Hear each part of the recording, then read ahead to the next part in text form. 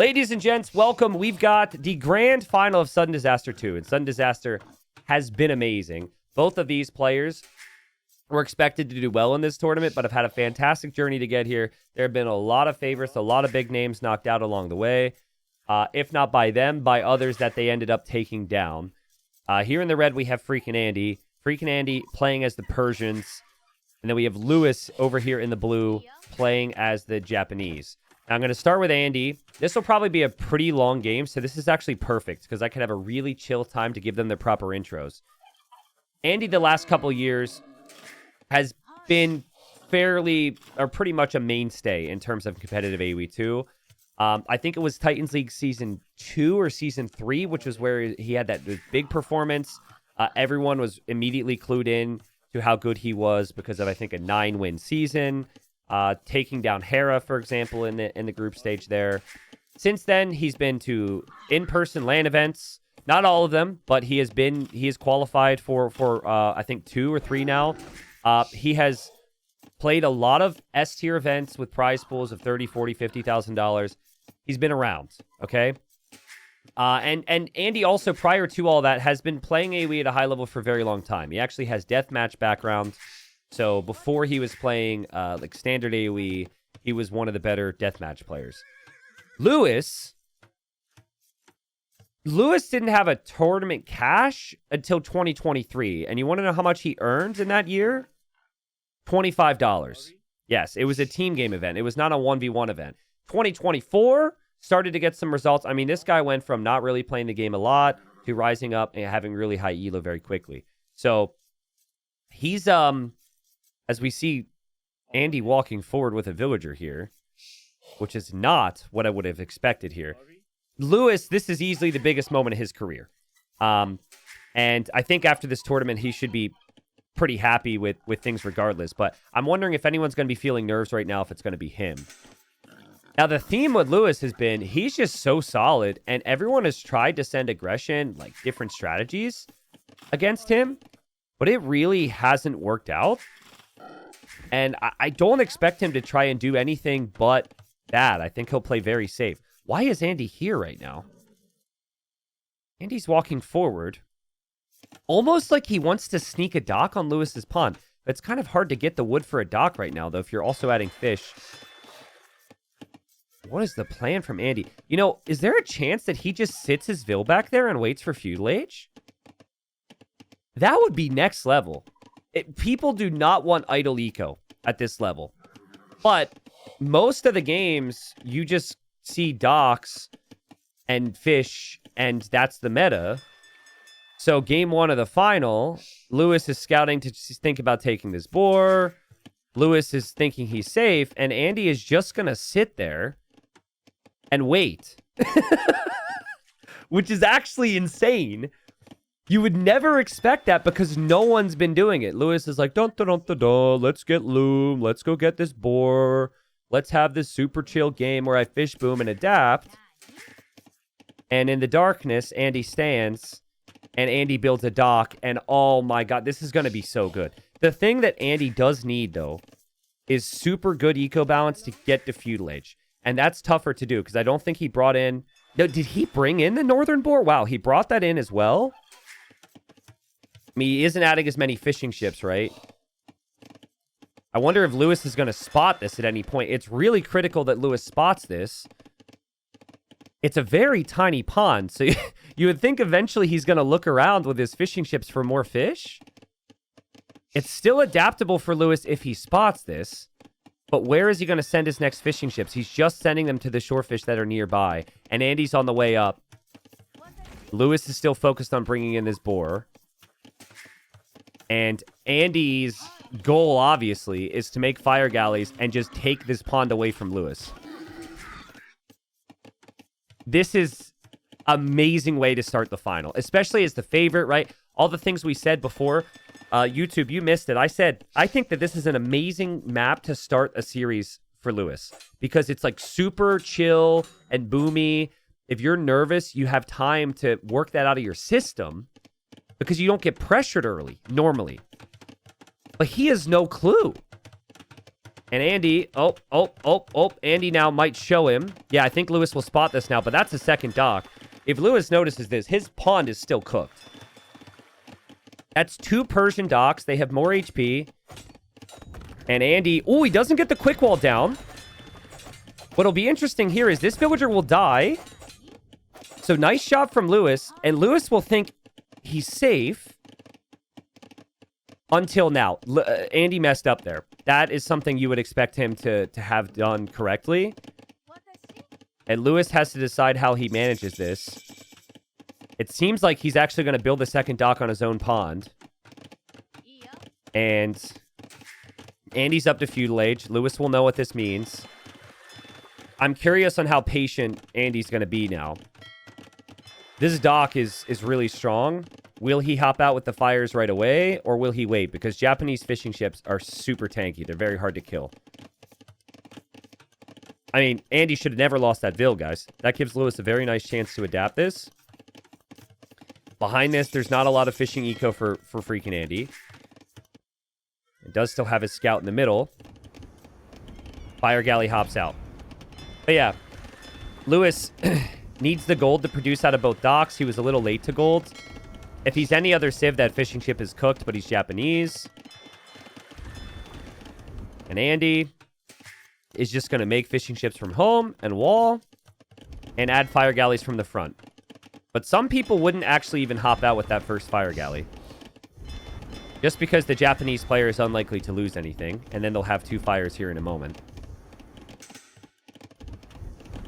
Close game. A very different game than what we expected. Remember, though, that Andy does not have a repair villager anymore. So it wasn't just the villager dying. It wasn't just not the second dock, but he doesn't have a repair vill. And Lewis is just sitting here with his fishing ships tanking the damage.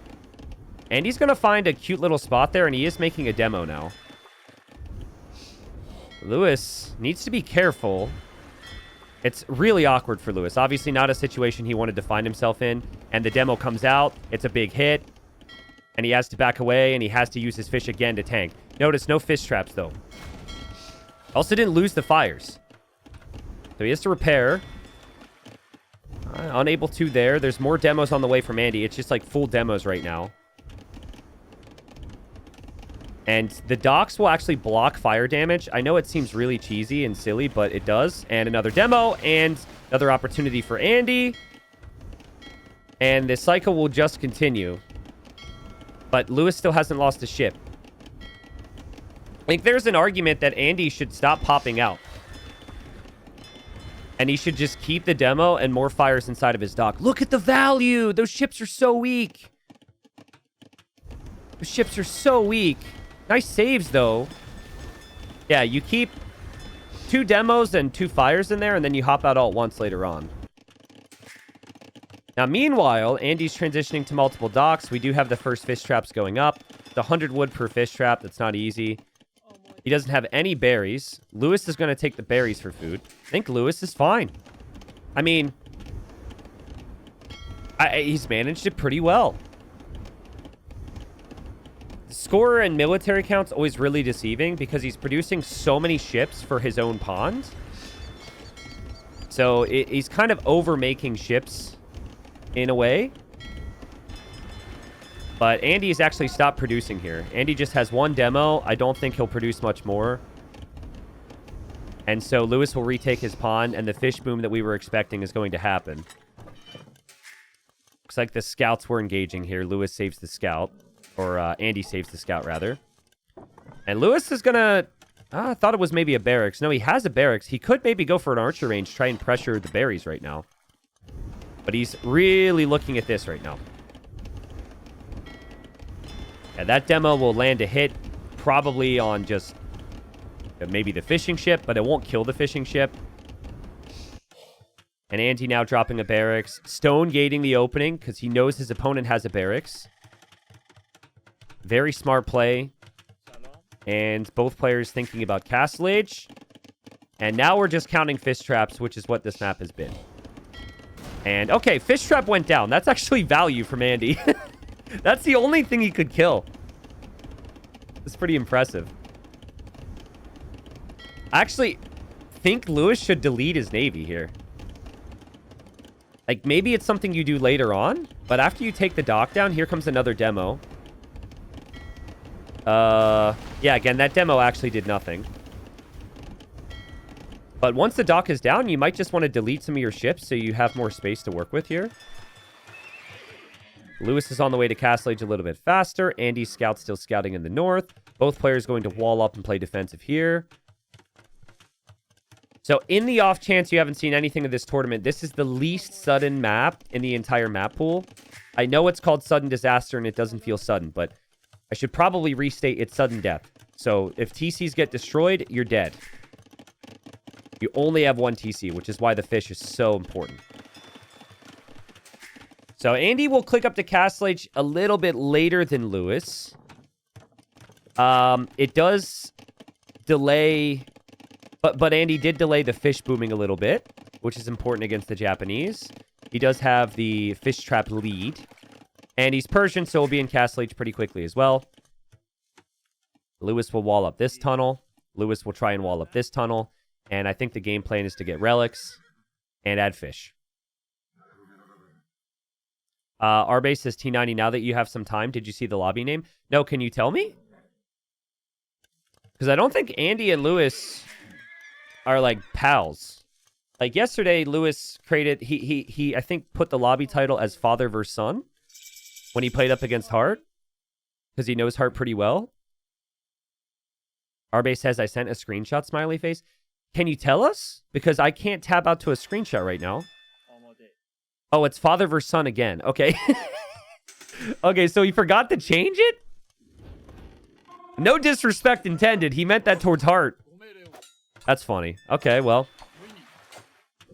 I mean, Andy probably not too bothered by that. Andy will be bothered by the fact he lost that villager initially, though.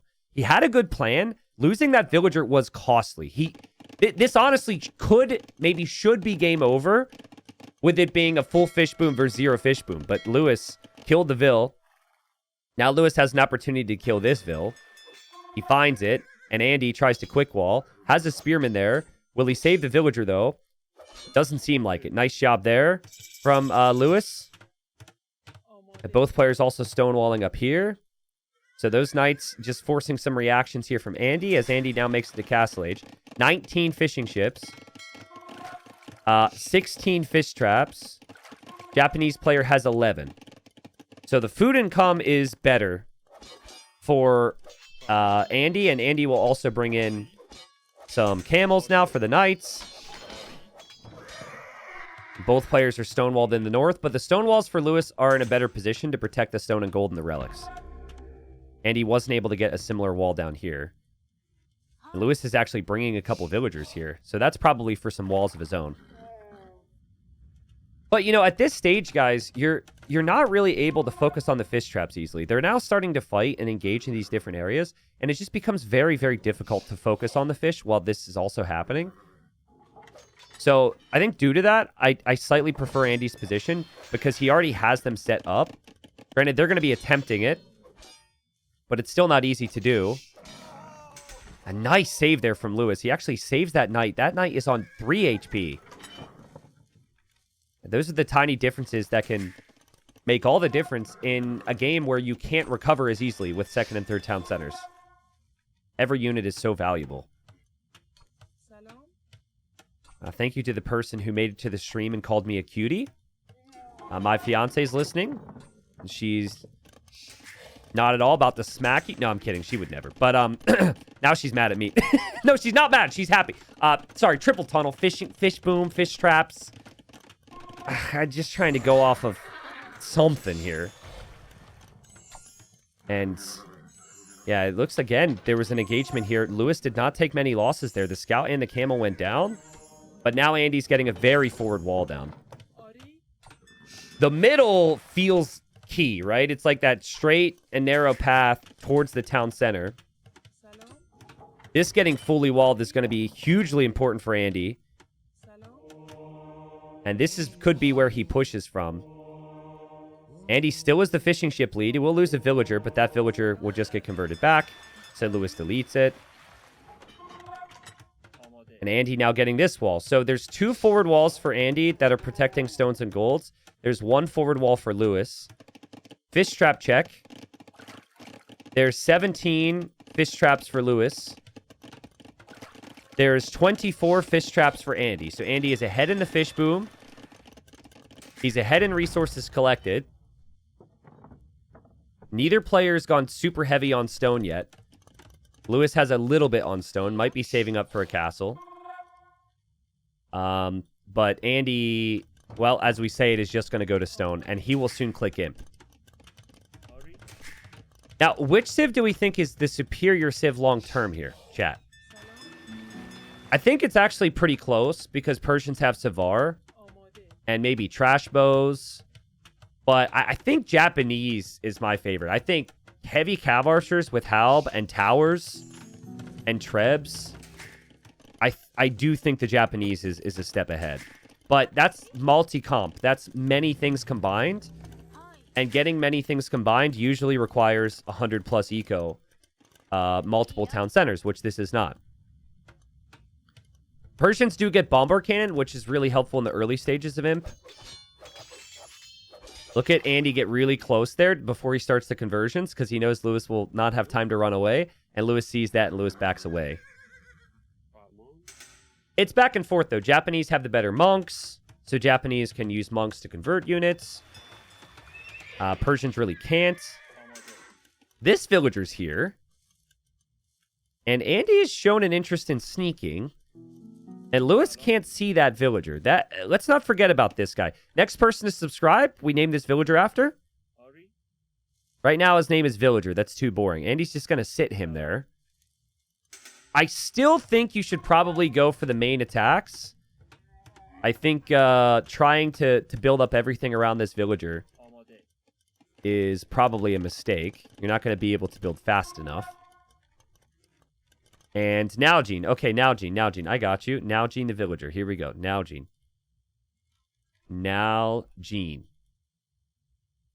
See if he survives. Yeah, somebody in chat is named Idle Villager. That would have been a funny one. Because for now, he is idle. Fish trap check. Everyone's favorite thing. 34 fish traps for Andy. God, man, this is this is insane. You might not like it, but this is peak Age of Empires. He's going crazy. Not a single farm for either player. Still only 23 fish traps for Lewis. So he is falling behind economically, but I really like his composition. I think heavy cav archer halb monk is super good with Japanese. I like his relic count. It's about to be 2. I guess Andy's pulling ahead in that regard. Andy could always get this one. And Andy and Lewis both built a ton of outposts throughout this tournament. I think it's really important. And he has an outpost so he can see the castle is there for Lewis. Lewis doesn't actually have an outpost there, so he can't see that Andy's building one. But he does have an outpost in the north. Oh, now Gene is here. This is definitely Andy just selecting all his idle villagers to go do something. And Lewis is going to wall this section right now. Upgrades are coming in for Cav for Andy before he really has a lot of knights. But the plan, of course, is Savar. And he's got the archer ranges too, so I think it's going to be cannon, bombard cannon. And Trebuchet's going after his university now, but he already has chemistry, so that's not an issue for Andy. Gold is an issue for Andy. He does not have a lot of gold. He has so much food, though. He has not stopped with the fish traps. Like, Lewis has just kind of stopped. He's ready to fight. There's a crazy difference there. Here's Nalgene. Nalgene, how you feeling right now, pal? How are you feeling? I mean, Andy's still paying attention to it. Here comes the villagers for gold. And thank you for the subscription, but you are dead. Hey, we appreciate the sub, though. That still meant a lot to me. All right, here comes Lewis. He takes down the wall. He wants to rush now. He'll see the castle. Andy's super light on army. Let's not forget that Lewis... Oh, no, he deleted the fires. So none of his military count is the fire ships now. Lewis is getting monk upgrades to convert bomber cannons he's expecting to come. And there's the Savar upgrade for Andy. This gold is critical. I think if Lewis starts to tower rush this gold, Andy could have some real problems. Because he's not really fully mining this gold either. But Lewis is scared of Savar. And he's dropping the barracks now. He's going to wait for Halb. This gives Andy some time. Fish trap check. It's not fishing ships. You need to have the fish traps. 39. 39 fish traps. He only has 38 fishing ships, which is kind of weird, but crazy difference. Also, Jimmy with 50 gifted subs. Okay, I'm going to name 50 separate villagers now. Let me go through it. No, I'm not doing that. Thank you. Welcome to the finals. It's been a very boomy game to start it all off. Savar's a minute away from Andy, but he's got the time. And it's just crazy. He has had so little military, but he hasn't needed it yet. I wonder if it's worth it to go onager and cut the trees and go raid here right now. Lewis does not seem interested in trying to push this at all. He seems really focused on the middle. And he has the monks now. Shows them really for the first time, and he converts a bombard cannon. Monks, a great addition here. Andy probably needs to back away with his Treb. That's Japanese trebuchets. They're not upgraded yet, but still, that's multiple Trebs. You should lose that one. He doesn't seem too bothered. It looks like he's doing other things. My concern for Andy is that if it's Cav Archer and Halb, Savar might not be good enough. He is going for onager. He is going for onager. Okay, it's a good. That's a really good play. Also, he's just researched devotion, so the bombard cannon shouldn't get converted quite as fast. I mean, Lewis is set up to push mid and only work with the mid, and he's got limited gold income. He doesn't have 2 of the 3 tunnels like Andy does, and he doesn't have 4 relics. So Andy, instead of pushing the middle, which is exactly what Lewis wants, he's going to switch the point of attack. And the second he cuts this and runs in, Lewis is going to need defensive towers and defensive castles up there. He's going to need more walls. It's going to take his focus away from the middle. The critical thing here for Lewis, this is a do or die moment, really. The second he starts to rage you, you have to know it's only going to get worse if you don't push. And you got to push mid. Will he do that? And will Andy be prepared to defend from it?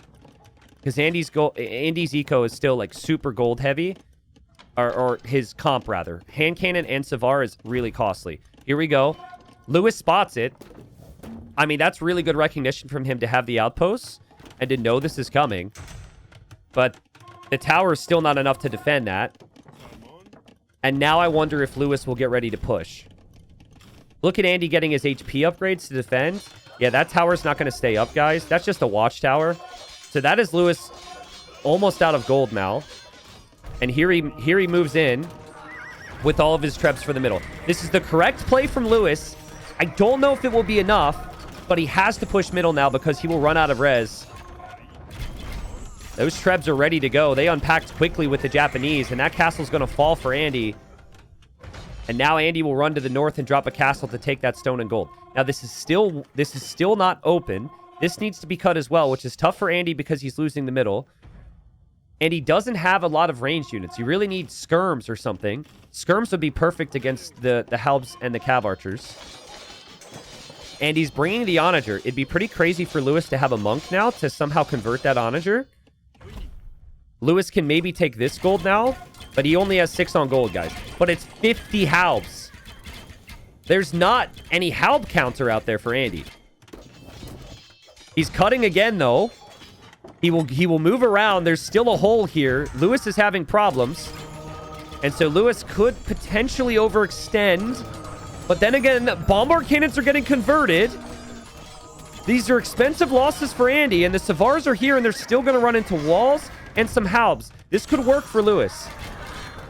It hurts that Andy has his production here. Look at all these hand cannons. They're popping out into the Cav Archers. He needs more production behind. He's doing it now. But if Lewis moves forward for the town center, he could potentially win the game.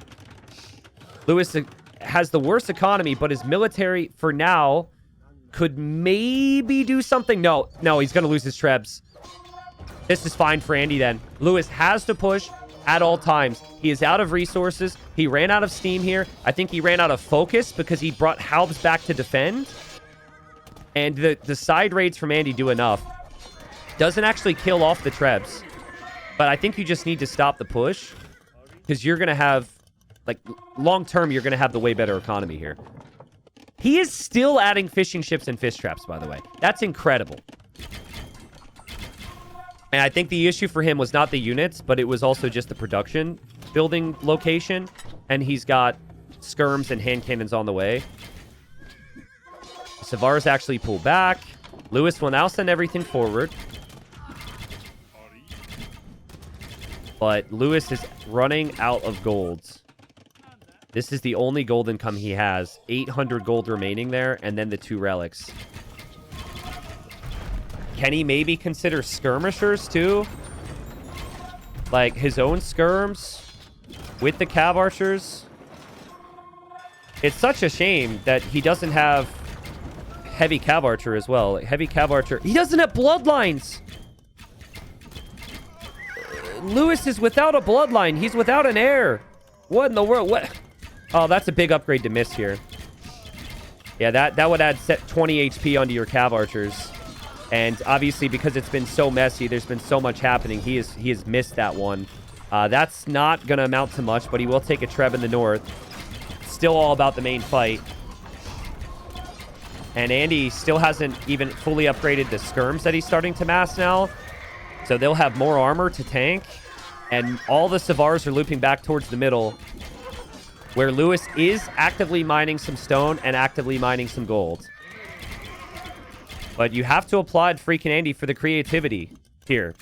The opening, I'd never seen someone try that in the way Andy did it with the fires. And then the continuation with the fish boom as the fights are happening takes some next level talent here. Usually people just stop. But it hasn't been as pretty, but he's still just cramming some fishing ships in there.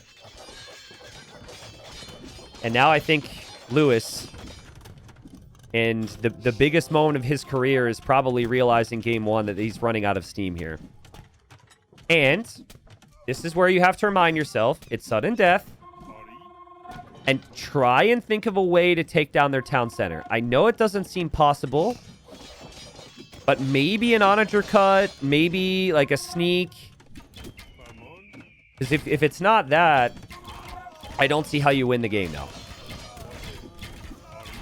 The halbs are going to disappear with the amount of skirms that we're seeing out there. I love it from Andy as well. Outposts around the map, so there's no surprises. Additional walls. Just super solid. The one thing Andy is missing if he wants to win the game now is just some siege to push this castle. That's the only castle left for Lewis now. But even if Lewis wins this game, loses this game, I think there's lots of positives. He played really solid after a really awkward opening was against him. I mean, we've seen Lewis lose many games in the other sets, and he still turns it around. So it's a best of 7. We should be here for a while. He is trying to add more fishing ships now. But Andy is just bringing in so much more gold and so much more stone at this point. Look at these additional outposts, too. He's like, just in case. Just in case. A little bit more vision along the edge of the map, please. It just pretty much confirms that the only position Lewis is in the middle right now. Lewis does have the best halbs in the game. I would consider them the best halbs in the game. I think there might be some arguments for other civs, but I think Japanese halbs, because of their attack speed's insane. Persian skirms also aren't the best. So, I mean, the halbs can probably still take a decent engagement. Lewis is pretty close to maxed out right now. But there's still skirms, there's still monks helping these Savar. Honestly, that is a hugely cost-efficient fight. Those halbs killed a lot of gold units. But Lewis sent everything he had, and Andy still has the eco to make more. Maybe this is a point where we start to see Andy make crossbows with Commander on, but he actually doesn't have a lot of wood. He has a lot of food. Persians can't go champion here. They only have longsword, so that's not an option. Is there a chance for Lewis? With full trash. I mean, this could be a throw of a castle for Andy here. He's kind of committed to it now. He doesn't want to lose it. But he'll have to go immediately into repairing this. And he needs more on wood right now. The food is actually fantastic. He definitely needs more wood. Oh, also... Oh, no, we have market events on. We're good. Thought I'd turn those off. Lewis, 3 on gold. If he loses his trebs, he won't get many more trebs for a while. Andy's repairing his trebs. Andy's being patient. The monks as well, right? As monks die, you're not going to have many more monks. Lewis will dive. Lewis will push the castle. These halbs have been strong here. And he will probably keep his trebs alive as well somehow. And take down all of Andy's siege. That treb's still firing. Lewis is still not in any troubles with his trebs. Andy will have to sink more and more repairs. I think we've reached the stage, guys, where the Japanese might just be better. And how much gold is actually left on this map? Only 2,000 in general. Andy took most of the north and the south. So it's just the gold in the middle then. There's crossbow for Andy, but he still needs to spend the resources to get the commander on upgrade. And there's the upgrade now. So he'll mix in crossbows. The crossbows only cost wood. It is still just a crossbow without bracer, but probably a bit stronger against the halbs than the skirmishers have been. And that's kind of the key here. Onager isn't really a great play for Andy because of the monks from Lewis, but eventually Lewis will not be able to make monks, will not be able to make trebs. If he does make them, it'll be very minimal. Andy feels like he has the position, but he has to be careful here. Man, he's lost so many siege units to these trebs from Lewis. Lewis still advancing forward. That TC is not too far away. Andy cannot be losing fights. Andy's maybe panicking a little bit as the crossbows are getting queued up. Bombard cannon will go down. Can Lewis do this right now? The crossbows are out. There's not a big queue for Lewis, but he immediately comes to the middle with villagers to try and take the stone and the gold. Lewis has to defend, though. He has to defend. He has to defend. He loses a treb. That's a lot of crossbows. You'd expect the halbs to go down a little bit faster right now. Lewis does have the skirms, though. Lewis has distracted the Savars. With the Savars he's converted, is Lewis doing this? Is it coming home? Japanese late game is just so freaking strong. Love this from Lewis. He'll probably lose the Vills, but taking the stone and gold while you can is huge. Also, Lewis's monks have been incredible this game. They've gotten so many conversions. It doesn't keep track of the healing, but just like 5 or 6 monks has seemingly made a really big difference. Andy no gold now, but Lewis no helps. Anyone else hate monks when they're in control of a really good monk player? It's crazy how active those monks have been on the back. He's made it look so easy. And he's just going to fight it. I can't tell who's winning the fight. Savar doesn't look too strong anymore. Halb is looking insane. The trash bows, though, the numbers are going up. And he still has a lot of stones, so if he reclaims the middle, he could drop a castle here.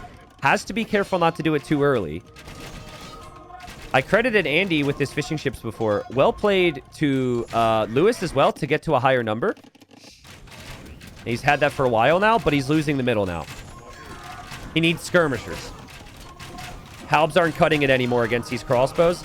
And Andy is going to switch to Hussar and stop tossing gold units in, so it'll be full trash for both. Guys, I have to be somewhere today. I figured one best of 7, it's fine. We won't be late. First game in this sudden death tournament. Closing in on the hour mark. That castle from Andy's super risky. He deletes it. He saw the trebs, and he deletes it. He's going to place it a bit further back now. They can't do any damage to the other's economy. So this is just like a classic low elo meat grinder game, right? Like, I think maybe that's what you need is an onager raid. But if you open it up, then the opponent can come kill you. I don't know, man. Like, Like, my feeling on trash bows has always been they're just not population efficient enough. Like, sure, they just cost wood. But I think I'm leaning more and more towards Lewis in terms of the units. In terms of the position, though, I mean, Andy still has 4 relics. We have fortified wall now for Lewis. This game is not going to end anytime soon. So tough for Andy. He wants to drop castles of value in the middle, but he just loses them immediately. And there's monks from Lewis to go for the cannons every time. Lewis is building towers now. He's getting keep. These are all things that are really tough for freaking Andy to push. I think Lewis is not too far away from breaking Andy, guys. I know we've said that before. And I know he's lost a lot of units, but it still is a sudden death game. Even the relics are right here. So, actually, forget about the TC. Just take the relics from him. And then you take the gold from him, and then you take the stone. The skirms haven't even been fully upgraded yet for Lewis. I think Andy needs to find a way to raid right now. But is that even possible on this map? I don't think so. It's so sad for Andy. He has these Savars, but he can never use them because they'll get converted. They're a liability right now. And the bombard cannon was being targeted. Andy focused down the monk with the crossbows. Now he drops another castle. He knows he needs to hold this position. He's going to try and mix in rams now, it seems. More monks from Lewis going for the bombard cannon. That will be converted. It's not converted. The Savars were, though. Castle's already halfway down. Castle's being repaired with the last stone that he has left. Capped ram will really help tank here. Big, big numbers for Andy now. Coming behind this with crossbows. But he's about to run out of stone. And Lewis is taking the gold. And Lewis is taking the stone. Lewis's keeps are staying up. And it's just capped ram. It's not siege ram. It's not enough here. As Andy's like, what in the world am I supposed to do more than what I have done? I have gotten the relics. I have a 2-to-1 KD. But Lewis has just tossed away units freely to get this position back. I think you can see that both civs have a really strong late game. I think that's fair. In many ways, they're kind of canceling each other out. Hold on. Okay, we got a cut down here from Andy. Finally, he's going to attempt to do something different, but Lewis spots it, and Lewis is going to wall up behind this, and even walling to the edge of the map. That's so smart. Yeah, he's going to attempt a re-wall real quick as well as the Savar on the way. The Savar won't make it. They will not make it in time. Bombard cannon for Andy. Exposed. Well, not really. Lewis panicked there, sent a lot of units over there. So that worked before. That could maybe work again. Bombard cannon goes down to the Treb. Siege ram upgrade is on the way for Andy, though. He's just going to need more than 1 ram. He's going to need like 5. Minimum. Actually, more than cutting, I actually prefer just taking down the walls.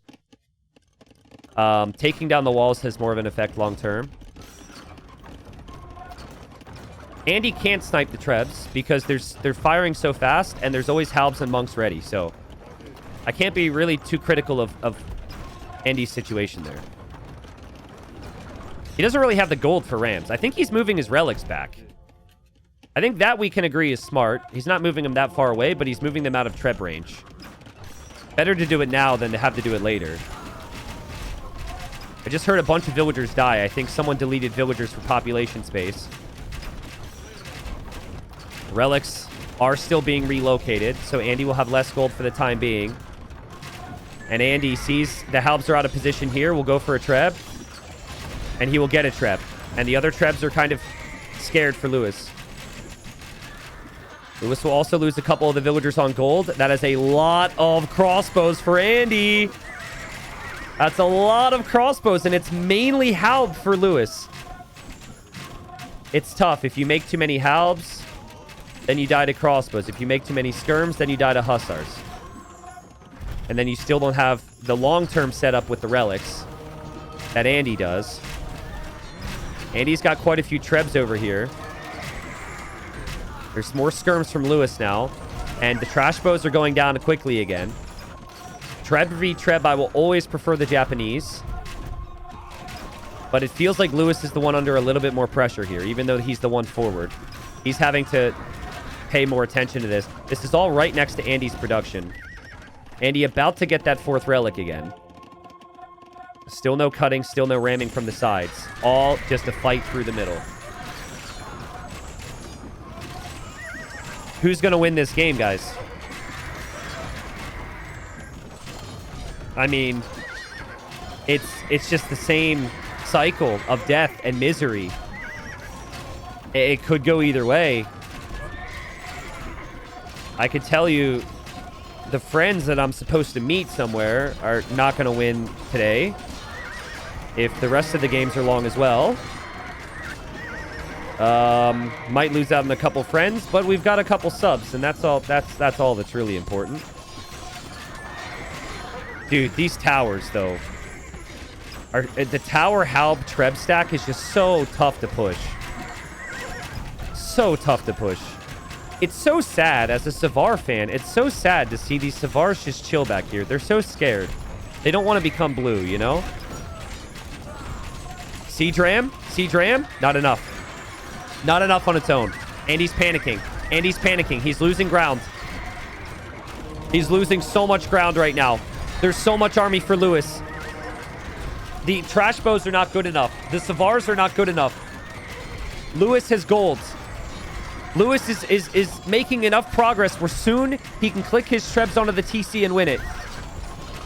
It's Lewis repairing these towers constantly as well. I think this is where it ends. What more could Andy have done? He's collected 20,000 more resources. It's just his units are just not good enough. The Japanese late game is so freaking strong. Does Lewis go for the TC or does he go for the relics right now? Which one? I would say go for the TC. The safe move might just be to go for the relics. And the GG's called! The GG's called! Lewis holds on! And that's kind of what I've been saying the last 2 weeks about Lewis, man. It's like he just stays in the game. Things go wrong, and he's just still hanging around. Really nice job to stabilize. It really felt like the narrative of this game was everything that freaking Andy did. But yeah, guys, that legitimately answers the question. I understand there's maybe a couple things you can look to. Sure. Maybe Andy could have had slightly better moments here or there. But the reality is, Andy had the better position. Andy collected more resources. That is the difference between the late games right there. Just straight up. If you have 10,000 more gold than your opponent, 2,000 more food, more of everything, right? And you still can't break that? I mean, this is no bloodlines, no heavy Cav Archer Japanese. This is just full freaking trash. The Persians couldn't deal with it. Well played from Lewis. That will be painful for Andy because to me, it felt like he was going to win that game. Like, it felt like he did so much to be able to win that game. And unfortunately, I can't think of any suggestions on things that he could make beyond what he did. So, C-Dram could have maybe come in a little bit earlier. But Scorpions is bad against Trebs and Monks. Onagers is bad against Trebs and Monks. You can't go Champions because your Civ is maxed at Longsword. Your own Cav Archers are just significantly worse and still die to Skirm. So yeah, there's really just not a lot more you can do with Persians there. So well played. Now, having said that, it's best of 7. I don't think Andy's going to get super tilted. Hopefully he doesn't get super tilted. But like, at the end of the day, he did enough to win the game if it's not super lopsided in the late game options, right? He was creative. He was controlling that game. So I still think Andy's in a good spot to potentially win. Skakuza. Would have thought Andy would have gone for a map with stone walls after how the first game went. Andy did everything he could to win that game, but maybe it was just the Civ difference in the end. Lewis still showed his resilience, and that's going to be important for Andy here, mentally at least. Khmer for Lewis, Jurchens for Andy. We have seen some crazy stuff on this map to try and prevent people from taking hunts. I do not think we're actually going to see too much in this one. I think the Dark Age is going to be very relaxed. I think it will just be pushing Ostrich and pushing Zebra. they're going to get as much food as possible, and then they'll go towards their chill openings. Because both civs really benefit. Saying that, Lewis is actually walking out to the middle with Vils. Almost like he's going to build a mill here. He's actually going to build a house. But yeah, feels like a game where, at least so far, there will be no early barracks. These civs are just kind of meant for the feudal age. Jurchen Hunt doesn't decay. So you could push in some extra Hunt, leave it laying around for later if you want to. That obviously leads to a little bit more food from each resource as well. Woodline's on the back there for Andy. This is a nice little spot for him. This gold being near the wood allows him to wall in a little bubble, which sometimes players will do. Could have a similar thing here for Lewis, though. If he takes this woodline, has the berries, has the golds, can just do a little bubble wall. And that can allow him to go really aggressive. But yeah, I'm actually surprised he's going for the mill in the middle. It's not a big deal. It's not a big problem. But I just kind of expected that to not really be needed. But I guess he's going to push in Ostrich, and then he's also going to have the additional Vils on Hunt. So he does have more Vils on food right now. Andy already structuring his base a little bit for later on in the game, when he's not on the hunt and he's just farming. Again, this is already the start of some potential walls. That's a really nice golden stone area. But yeah, it's sudden death. Again, a game where I don't think we're going to really remember its sudden death, because the previous game was very similar to, I don't know, Arena or something. This game, very similar to Arabia. So very rarely do you see people actually lose their TCs on these games. But the future games, that might actually be a play. But just all in. Lots of aggression, lots of army. And yeah, I think that's pretty much it, man. I think we've kind of summed this one up. Maps look similar. Full adaptation incoming. I prefer the Khmer for the opening. But Jurchens are very dangerous if they go for lots of scouts here. Actually, I think the weakness of the Khmer is sometimes the fact they skip the barracks. They don't make any spears. And then you're up against Jurchen scouts, which actually are stronger than Khmer scouts. Or mounted units attack 20% faster. So maybe the play here for Andy is to obviously add a spear or two for defense, but let's make his own scouts. There's also a slight chance if Andy wants to take risks today, he could also go for a fast castle, but I think it's too risky. That's some big underdog energy right there to try something that risky. Or I don't know, maybe it's big favorite energy if you feel like you can get away with it. I don't think he'll do it. T90, is it best pushing the deer or milling? It depends, right? Like in Andy's case, he's getting less food overall, but he's not taking the risk. So I think I like both approaches, but in general, with how they're building up right now, I do not think it makes sense for Lewis to stay out here for very long when there's going to be army. Guys, I think Andy is going for a fast castle. Andy's still adding Vils. He definitely doesn't need more villagers than this to go feudal age. Then again, I mean, now he's clicking up. I'm not too sure. Maybe he just feels he doesn't need to rush the numbers. But if there's one pro player who has tried some of the fast castle shenanigans in tournaments that I've made many videos on, it would be Andy. He went for Bengalis and Burmese. He's done the Phosphor builds before. And he also, I think one of my Phosphor videos, wasn't it Phosphor against Andy? Phosphor was playing as the Jurchens? I think it was. I mean, I know he's played multiple games. I think it's what his thought process might be right now. I mean, maybe I'm too meta, but I think if this doesn't work out, it's going to be very disappointing. I love the Jurchens with full scouts against the Khmer here. And, ooh, TC gets some nice hits. And Lewis still hanging around here. And Lewis is now going to be asking himself, okay, why is my opponent not in the next stage yet? I know he has enough food. What is he doing? I think the answer... I hope for Andy's sake the answer is not Grenadiers. Because if the answer is Grenadiers, I think full scouts from Lewis can beat that. I've also talked about that in some of my videos on the strat. But I also don't think Lewis is going to have... I don't think Lewis is going to have that knowledge. I don't think Lewis has been watching.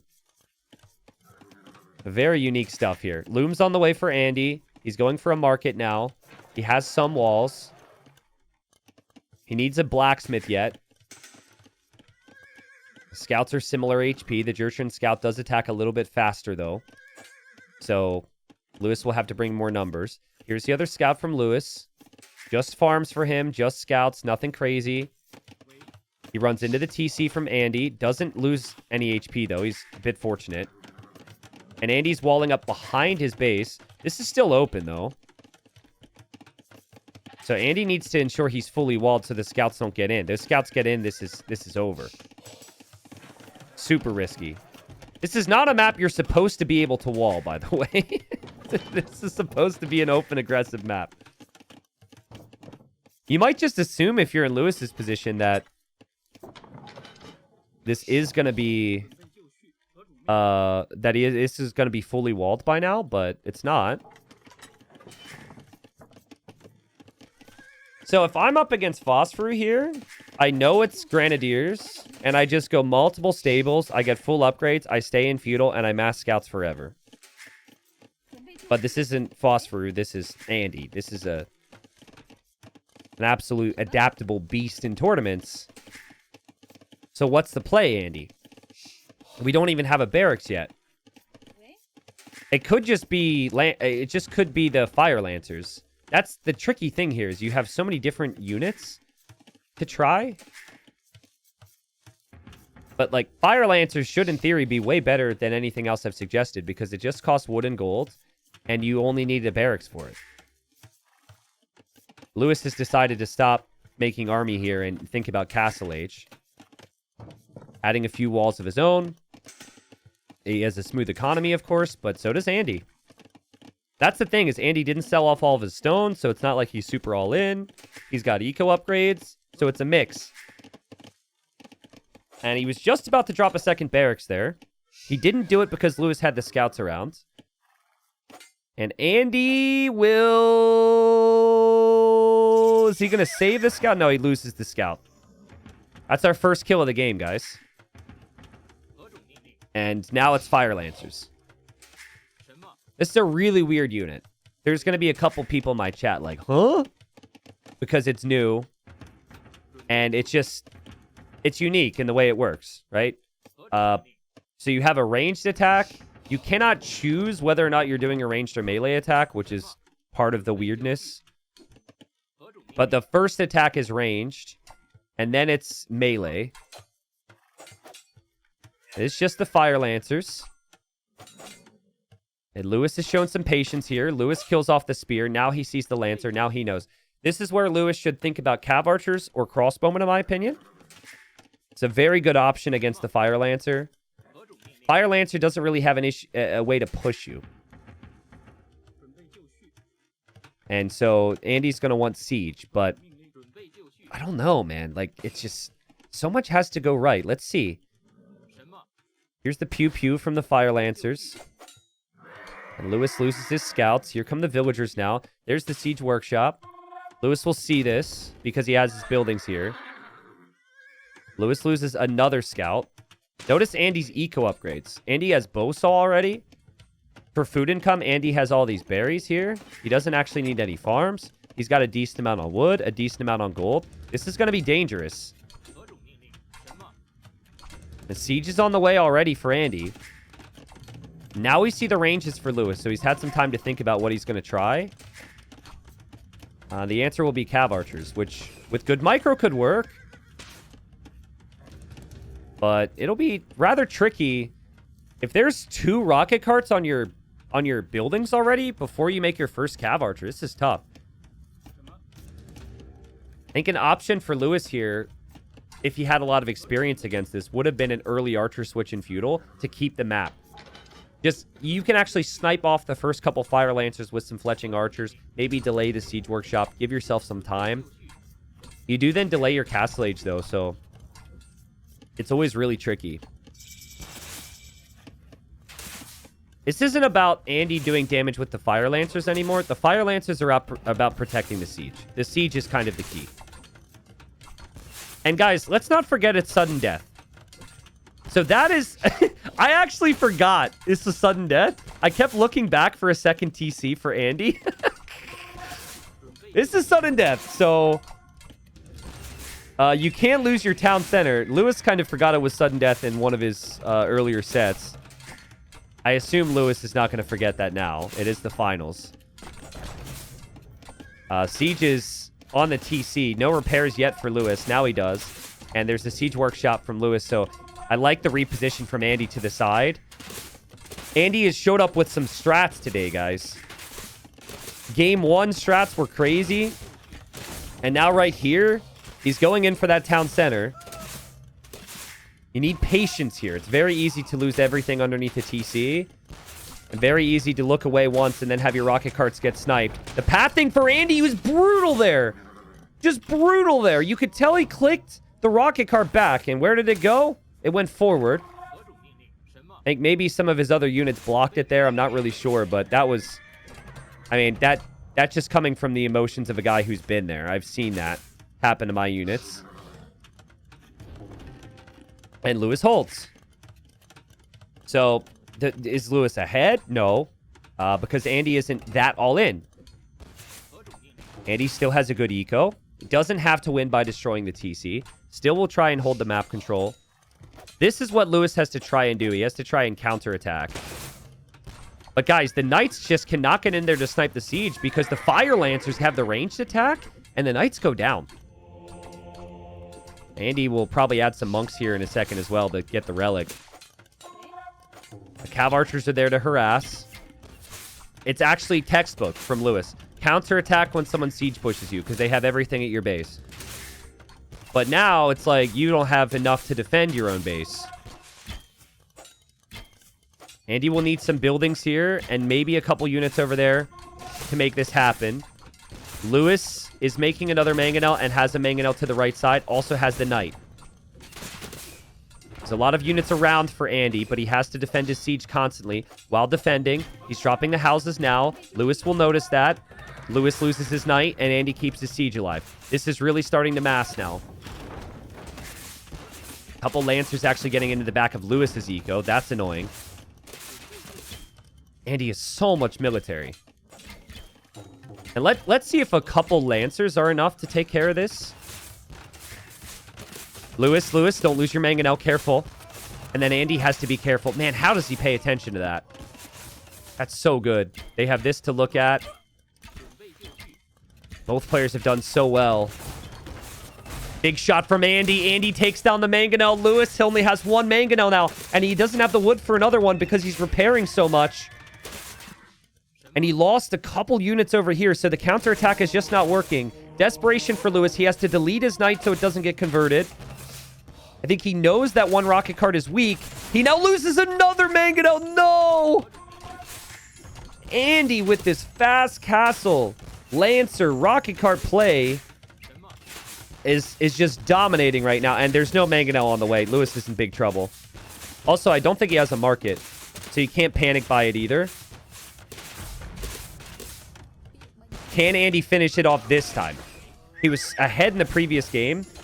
Oh my god! Oh my god, I think the answer might be yes. And Lewis just calls the GG. Damn, what a great job there from Andy. You know, guys, I've seen this before. I know we talked a bit about Phosphorus and some of the more dramatic all-ins. I've seen what Andy's tried before. I remember one time Hera tried this in an Arabia game. I've seen it from, I think, Dowd as well. I've seen people try this with the Jurchens. I don't know if I've ever seen anyone execute it quite like that.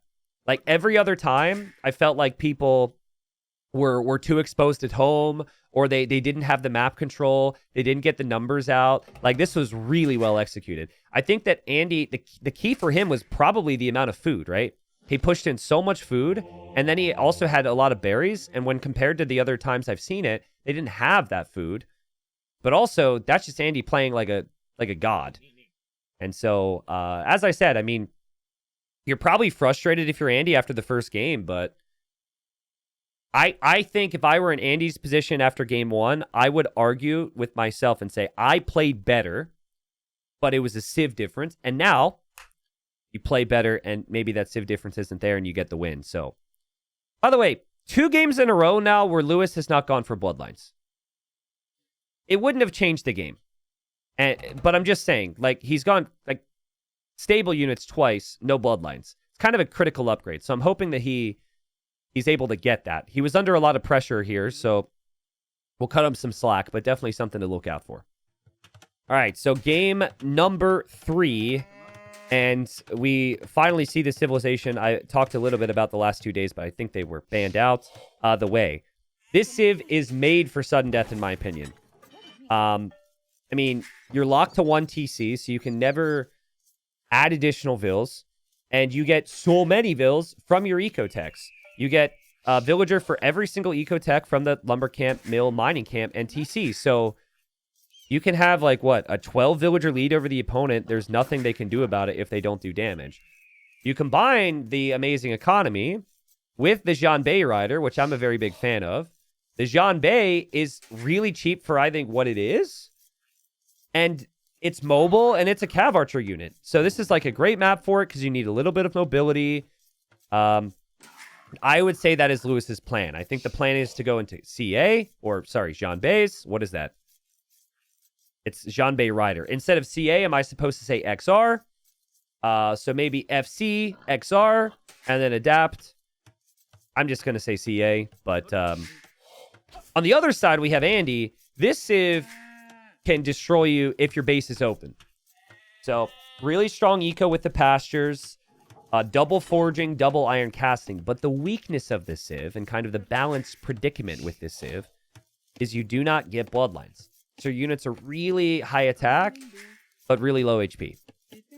I guess maybe Andy will feel as though, even though he won't have as many vills, he still can mass skirmishers pretty fast with this civ, because they also have the skirm and spearman massing bonus. So I guess if there was a civ that was going to have lesser eco, but match the way, that would be this. Normal approach from Andy would be to go fast castle. Normal approach from Lewis would probably be to do the same. But when you have the Ketons here, and when you get more vills from just getting your eco upgrades, yeah, this is why I'm in love with this civ. There's literally no downside to just going feudal age, even if nothing happens here. There's no downside, because you get more vills.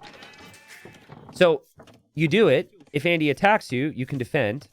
If Andy doesn't attack you, you're safe. That is the way. So far, it looks like Andy could do either. If I had to guess, I would lean towards him attacking. And for Lewis, I would also lean towards him just going to feudal age here. Marines, thanks for the 54 months. Really long time. Appreciate you, man. Andy scouting really early, which could indicate an attack. Went the long way around, but now we'll see a gold to pressure, which is a pretty big deal if you hold that long term. And Andy didn't even push in one of his deer. So he wanted this scouting intel really early. Guys, Andy's gate is blocked. And this actually really sucks, because if you click any units out now, it goes out all the way over here. So I don't think this is an admin re, but it's blocking the only 2 tiles in front of the gate, which is really annoying. He would have to delete a hole in his wall and re-wall, re-gate. It definitely has an effect, but it actually seems like Andy won't be doing this anytime soon anyways. We see the first pasture. We see more vills in queue. The scout's going to come home to push in the final deer. And Lewis. Again, the safe play. Maybe not the most optimal, but I think the safe play is maybe to click the feudal age here. Let's see if he does it. I think he will. And there he goes to feudal age. On the way. No loom. And he'll go for the vill lead. What is a pasture T90? So it's only for the Ketons. It's 100 wood. 2 villagers work on it. So technically, if you think about it, it's cheaper than 2 farms, right? So you could say the whole situation is cheaper than a farm. And it's a similar concept where you have villagers working on it, but it spawns some hunt. And then that's what the villagers are working on in there. So it's new. I think it's really, really strong. I think the Civ is their economy is one of their strengths. Again, this is a dangerous Civ if it can hit you with the extra attack. But we'll see how those pastures perform against the extra vills here. This would be a really good test because the way should have the way bigger vill count. Should be something like 12 or 13 in Imp anyways, if all ecotechs are researched. Obviously, there are some ecotechs that aren't really that commonly researched, like the second stone upgrade. Do I even get that? Oh, I guess that's not even listed here. Oh, no, it is. Okay, so they do get it. So, like, maybe we'll see stone shaft mining from Lewis because he's essentially getting 1 extra vill. But yeah, he's about to be up 2 vills long term with the upgrades he's getting. But now he doesn't see Andy up. So I think this is just, this covers your ass a little bit. Just in case Andy's forward with a tower, you can counter tower and adapt. It's also really good because long term, your farms will have a lot more food now with Horse Collar. And Andy's just chilling in his base. He's got 2 pastures. He's got a couple on golds.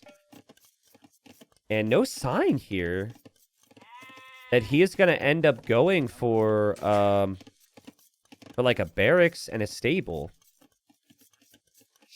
Just looking at this, they do get Fire Lancers. Is he going to do the same exact thing he just did? That could be good. I mean, it's definitely not Cav because he would have built a barracks ahead of time. It's not Cav. So I think he'll go Market Blacksmith for now, build the barracks on the way up, make a Spearman, and then maybe build another barracks with a couple Fire Lancers and build the siege on the front. It feels like a repeat. It's pretty uncommon to see a player, if they're going for the stable, not have the barracks at this timing. Still could happen, though. Still could happen. Just my intuition tells me that's not going to be the case. But type a 1 in chat if you have nightmares about the Khitan Steppe Lancers. Or let's just say Steppe Lancers in general. Let's not forget about Mongols and Cumans. Maybe the rare Tatar Steppe Lancer. I think there's some people that are like, it has to be Lancers. Lancers are the only way to play. Lancer, Lancer, Lancer. I don't think you sound like that, but yeah. Deletes his gate. Sad times. And here he moves out with villagers without loom. And he's on the move. This will be for a barracks. It's the same thing, guys. It's the same build he just went for. And actually, Lewis tried to go CA in the previous game. He'll try and go Jean Bay in this game. And it could be very similar timings where Andy gets the siege up fast, gets the Lancers out, and there's some issues for Lewis. I think Lewis missing this is kind of tough. But you know what's wild? Because Andy had to delete his gate, Lewis will know. This is so unfair, actually. Lewis will know now. Yeah, because the gate had to be deleted. Maybe he shouldn't have deleted the gate. Maybe he should have deleted the wall. But, like, now... Also, I'm pretty sure there's a hole there anyways. Now, Lewis is going to know to look for that because that is not what it looked like before. So that's really unfortunate that those trees spawn there. Also, I swear there's a hole there. Lewis is looking, and he finds it. Yeah, so he knows it's a repeat. The previous game was a warm-up for Lewis, so he knows how to defend from this. And there's the range. Eco count's similar right now. Fire Lancer's on the way. Loom is also on the way for Andy. Andy would love to kill that scout right now. Lewis the same, of course. There's a Fire Lancer on the way, so Lewis needs to be careful. That has that ranged attack. There's the Siege Workshop. And there's the Fire Lancer. And it did some damage there. Lewis will back away on 3 HP. Both scouts are actually 1 hit away from death. Lewis adding the second range now. All right, well, let's see. I mean, he's got a decent enough setup to defend from this. Losing his houses could actually get really painful. This also kind of prevents Lewis from having that super heavy eco focus. Because getting Bowsaw, getting all the additional eco techs to get the additional vills feels a little bit out of reach.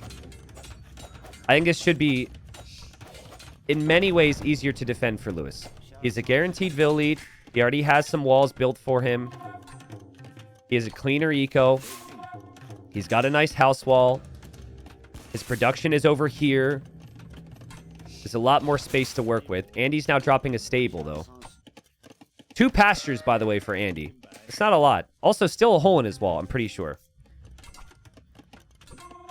I'm really hoping that this gate isn't a conversation, because that's just... Nobody wants that. If that hole is there and a counterattack gets in or something, that's just the AoE gods not shining bright on Andy. And the admins are going to have a nightmare situation on their hands as well. There's the Jean Bays. So the first volley they fire has some extra projectiles. You can see it recharging now. Again, the key thing about the unit is that it is cheap for what it is. And again, I will restate, Bloodlines is an upgrade that is hugely important for these types of units. He only has 36 HP. Lewis has gone for Cav Archers every single game. He needs to have Bloodlines on them. Has not done it yet. Which means a rocket cart shot could end the lives of these units here. Houses are going down for Lewis, but he did preemptively make some. Andy just has to clear out the space here. You don't want to run into a choke point because it's hard to maneuver in there. So he's opening up the space, being very patient. And he is making Lancers now too. So it's not just the fire Lancers. We've got the double types of Lancers. Lewis has been patient so far, but the rocket carts are massing, and it just feels like this will turn into a crazy micro scenario. For the love of God, Lewis, you got to get Bloodlines, my friend.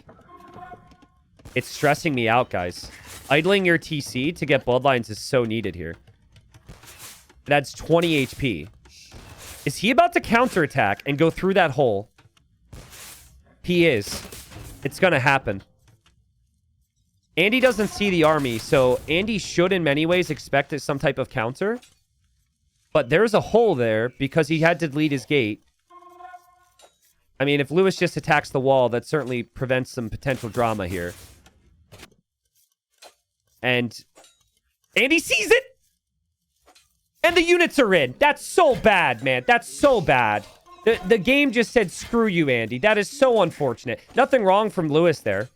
It's the right play to counterattack, but that's so bad that his gate was blocked. He had to go out that way, and now he's got units in his base. I feel so bad for him. That's so horrible. That's so unfortunate. He has to kill now, guys. He has to kill now. This is completely undoing everything that he's built up. He has to go get the kill. Maybe just kill villagers or something. His Lancers are bound to be converted. Lewis goes for the trap. Lewis goes for the trap, so the Lancers are stuck. Now a He Guang will snipe the rocket cart. The Lancers actually make it through. Lewis could lose the Siege Workshop in the final moments here. But Andy has no... He can't do anything about this. And now he will lose his villagers on the front.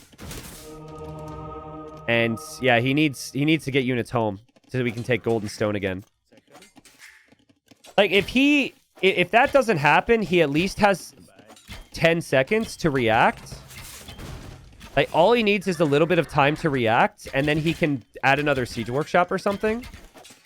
But yeah, that hole being there is painful. I feel for Andy right now. Because the units would have to break through the wall. They would break through the wall anyways. Lewis could still easily win the game. But now Lewis should win the game. Also, if you do delete your own gate, you do have to notice that hole is there. That is partially on Andy as well. You just feel... You feel bad for him right now. Just because of that unfortunate map gen. Hole was there for a super long time. And there's no restart here. To everyone who's saying you're probably just doing so jokingly. No, you can't really do it. I mean, it's just an unfortunate thing. If they're going to call because the gate's blocking, you got to do that right away. You can't do that after this. Andy's chances are if he can kill the Jean Bays that still don't have Bloodlines. Which is just crazy to me. It's unbelievable to me he doesn't have Bloodlines on these things. His units are just made of paper. Maybe there's a chance for Andy. The eco's still insane for Lewis. And Lewis is massing up more Jean Bays. He's now on stone for a defensive castle. He will know he's ahead now. Because you have a guaranteed Vil lead in this Civ matchup, combined with having killed more Vils. Andy's going to need to really start to send it here. Still no Siege Workshop for Lewis. And there's Bloodlines now. And 2 relics.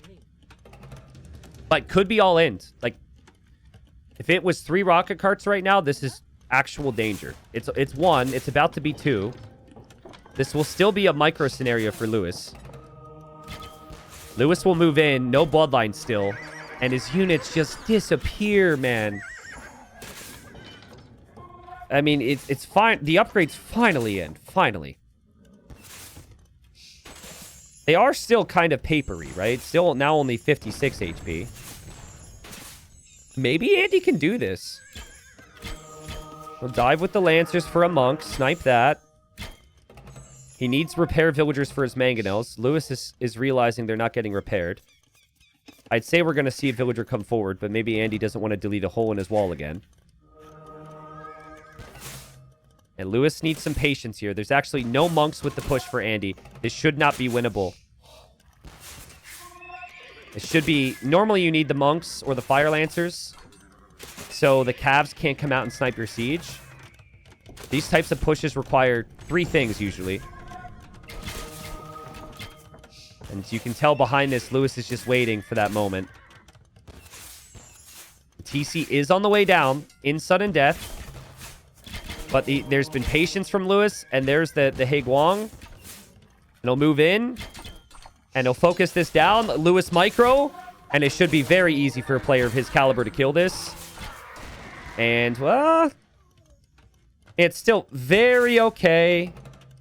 It's fine. Should be fine. And now the rocket cart will go down. Now the rocket cart will go down. And he gets it. A little bit shaky here, right? Like, if this game's a little bit closer. If Andy didn't lose, I don't know, all of his bills to those raids and have that incident. Andy's kind of hanging around here. Love this from Lewis. He's actually taking gold outside of his base. Still is such a crazy economy lead. But the rocket carts could smash him. The lancers could smash him. And again, micro from Andy's needed here. The monk converts a really weak lancer. Rocket carts now have repair villagers. But Andy needs the numbers. He's lost so many of them now. It's really tough to mask them up again. Lands a nice shot. And he still has 1 more than Lewis has. Can you imagine if he gets the kill here? And he's up 2-0 on mangonels? That'd be sick. Nice shot from freaking Andy. This kind of reminds me of game number 1, where Lewis was like behind for so long and he just hung around. Very different, of course, but there's maybe a chance here for freaking Andy. If his rocket carts never go down... Well... Okay, I jinxed him a little bit. But, you know, he still has 1. And he snipes the mangonel. There's another rocket cart on the way. TC's going down.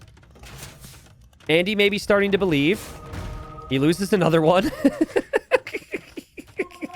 Okay. Lewis will win if he doesn't lose his mangonels. How's that? Can I jinx Lewis in return? Don't lose your Jean Bays, Lewis. Oh! I mean, he's on the doorstep, guys. He's on the doorstep right now. This is intense stuff. Also, the wood count's not that crazy for Lewis. I think he's massing more Haiguang, which before he just went in with 1 or 2. That's a good way to do things. Andy's micro, fantastic. Andy's micro, fantastic, dude. What's happening? How is he not dead? He's 5,000 resources behind. How is he not dead? Desperate times for Lewis. He's adding another stable right now. Don't know if Andy could justify getting the plus to attack. Cav comes in from the other side. The Cav goes down immediately. The monks are going down as well to the rocket carts. More Cav comes in for the siege. And Lewis gets the clear. That's what he was waiting for. He had to work really hard for this, but he finally clears it. And Lewis responds, is up 2-1. Damn. It's been a great series so far. I feel for Andy, guys. But I don't want to say that this is over just because of this hole. I mean, it sucks, and it's unfortunate that the weird script bug forced him to delete. But he didn't have to delete his gate in the first place. He was the one who deleted it. He could have seen the hole.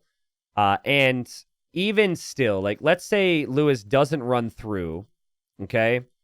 He's going to get in anyways. Like, he's going to break through the gate and the palisade. He's going to make it through. The difference, of course, is Andy has a little bit more time to adapt it and wall it and drop a siege workshop.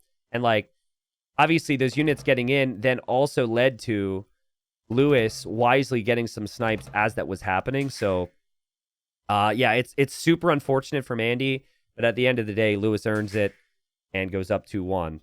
It was a nice attempt from Andy, but that was a civilization Lewis needed to win with. I think the way are better, especially for the map, for all the reasons we stated. So, still, I don't know, man. Feels like 7 games. All right. So, Lewis up 2-1, and we enter the map that both players have looked basically like somewhat unbeatable on. Lewis has won multiple arena games in the build-up to this. Andy has as well. And this is Andy's #1 Civ pick, okay? Andy loses this. He's down 3-1. It's a really big uphill battle. This is a big one for Lewis to potentially break the Portuguese. Now, both of them played Portuguese in their semifinals, and both of them won. So Lewis obviously knows how good the Portuguese are. And the question, as always, before we talk about the civs, is we've got to talk about the chickens and see how are the players going to manage the chickens. Will they build a mill, or will they try the funnel technique? Andy actually shot one, but it looks like Andy's going to try the nifty little chicken funnel. So we'll keep an eye on the chickens. We have the chicken emote. The chickens are pretty stupid, though, and they like to wander around, and they will want to wander to the other side. So it's not why did the chicken cross the road, it's why did the chicken cross the gold? I don't know. Not my best work, but basically they try and wander over to the other side, and then the chickens will come underneath the TC. You can also bump them a little bit, but it's Age of Zoo these days, and there's also foxes in the middle too, which give you gold. So maybe Andy's brought his scout to the middle so he can see if it's possible to find any of those foxes. But yeah, you don't actually have to bump the chickens. If you're just patient, they will just wander underneath your TC. So it's still super easy. They did technically change a couple things about the chickens, but you can see, there they go. At least 1 or 2 of them. All right, so what the Burgundians are best at is eco and light cav spam. Cheap and early wood upgrade. Cheap and early farm upgrade. Farms, light cav, they also have the cheap stable upgrades. This civ was built for that. And if they get the relics, they're usually in a pretty good spot as well, because they do get some food income from their relics. If you expect that, you can play spears and monks, like lots of spears and lots of monks, and you can push all in. But you know, that is of course somewhat risky if you aren't really good at controlling them. Now, I have no doubt that Andy is good at controlling monks, but there's a pretty big distance between the two players here. There's also not a lot of immediate relics in the same spot. Sometimes you'll have 3 relics in the middle, and then the monk push is good because you build the monastery and snag 3 relics right away. That's not the case here. The relics are really far away. So I actually really like Lewis's spot with the tiny details. If the game goes long with Portuguese, they have the Feitoria. And with the Feitoria, they have a trickle of all resources, and they usually beat everybody in a sudden death scenario. So you have 2 frames of thinking. It's like you're behind early if you're Portuguese, so you can be aggressive to kill them fast. Or maybe you actually just play super defensive and wait for Lewis to kill you. Or try and kill you. And Lewis is pushing the foxes, which apparently this will not be possible forever. But they are currently pushable. And so Lewis will get 30 gold from the fox. Sorry, fox. Pop.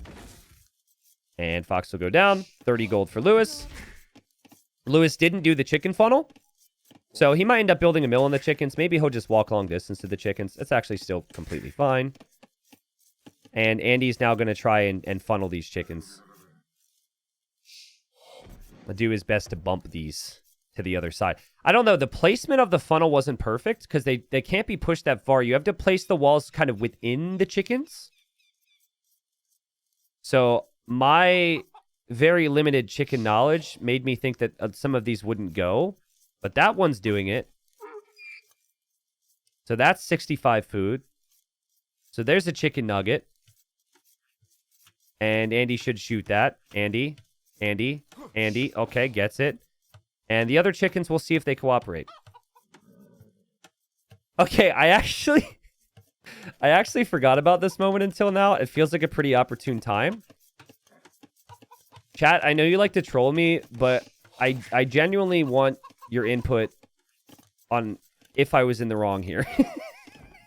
So, God, how long ago was it? I don't know, like 4 or 5 months. We went to this carnival fair thing, okay? And, you know, there's like games, which are complete scams. Like you're trying to hit the milk bottle off the ledge, but the milk bottle's probably freaking glued on there. 1,000,001 different activities. There's some rides. Usually we just go for food, okay? We just go for food and, you know, some fun. And so we go, and for whatever reason, kind of attached to this was like a farm show thing, which is what they called it, which basically means there's animals. So, you know, there's some cows and there's some horses and there's some sheep. And then there's a bird section. And so, as you can imagine, like we're just a couple, but a lot of people take their kids to this thing, right? So we are surrounded by families, and we are in this animal section where there's birds, and we get up to this area where these little baby chickens, these little are they called chicklets? Chicks? I don't know what they're called. And they're cute, right? And you know me, I can't just see that and say, oh, that's cute. I have to say something.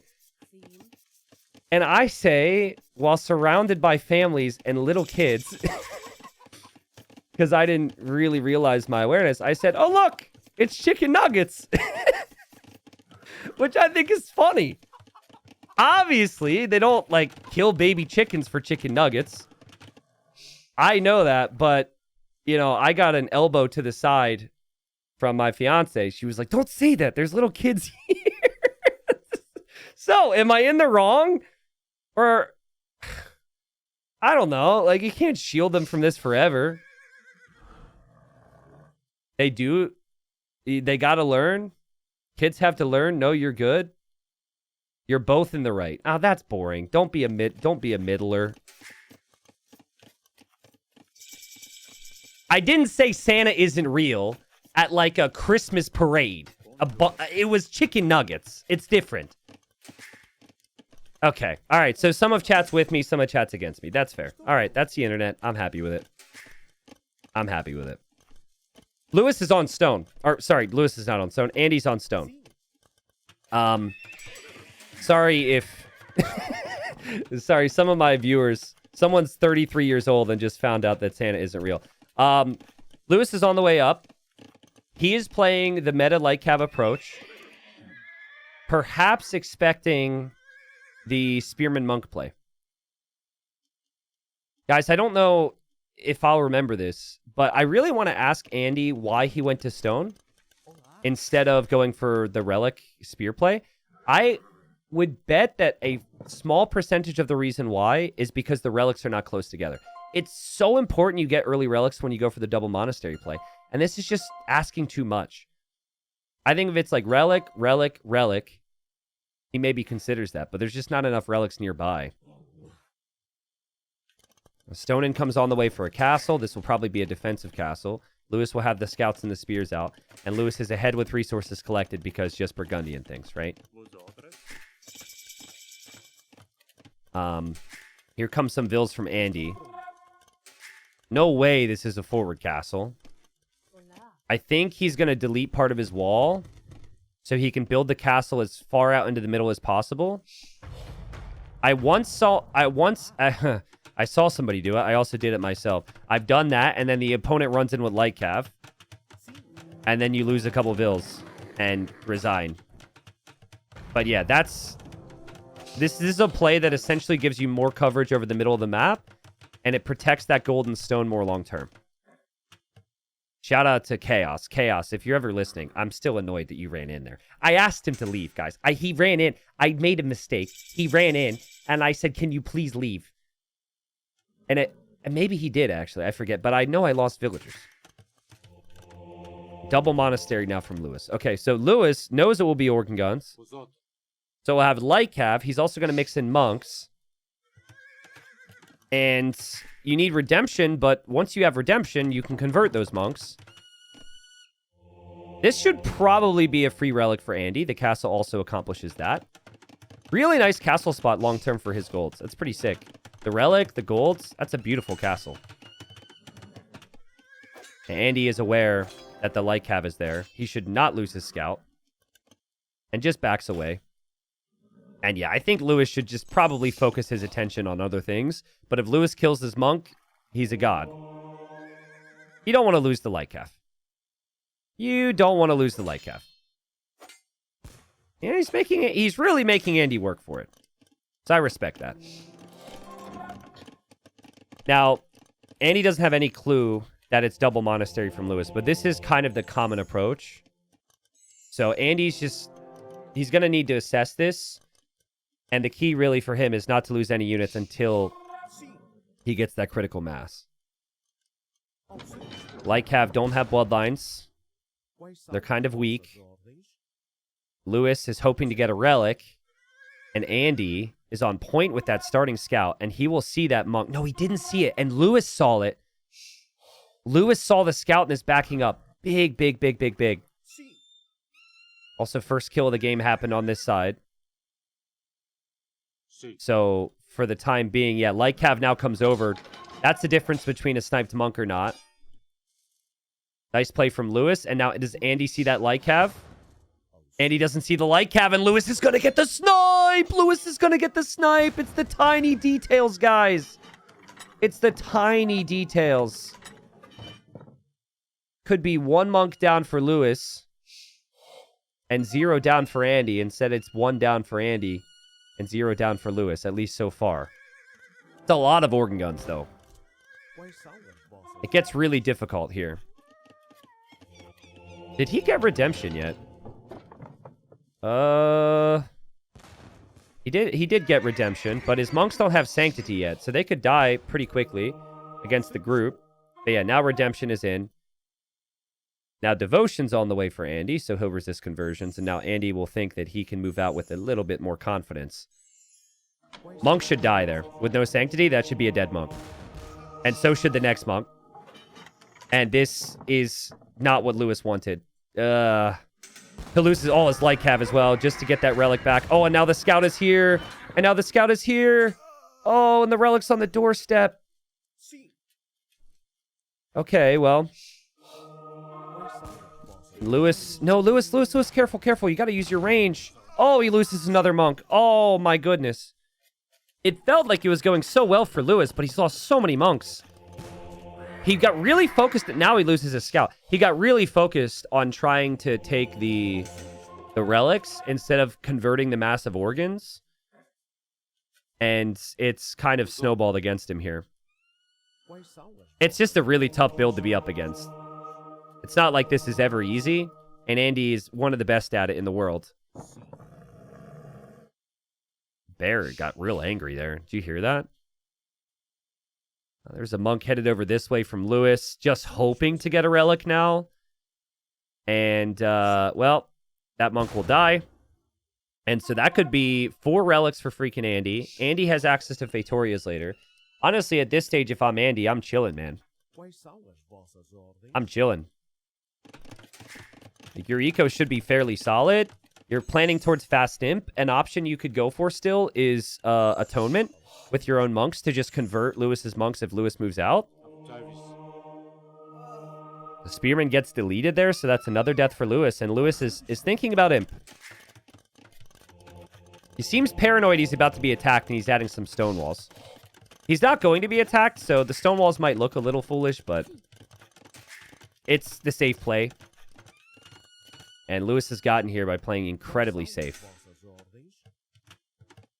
You still got that timing in the Imperial Age here for you, Lewis. Resources are looking really good for imp.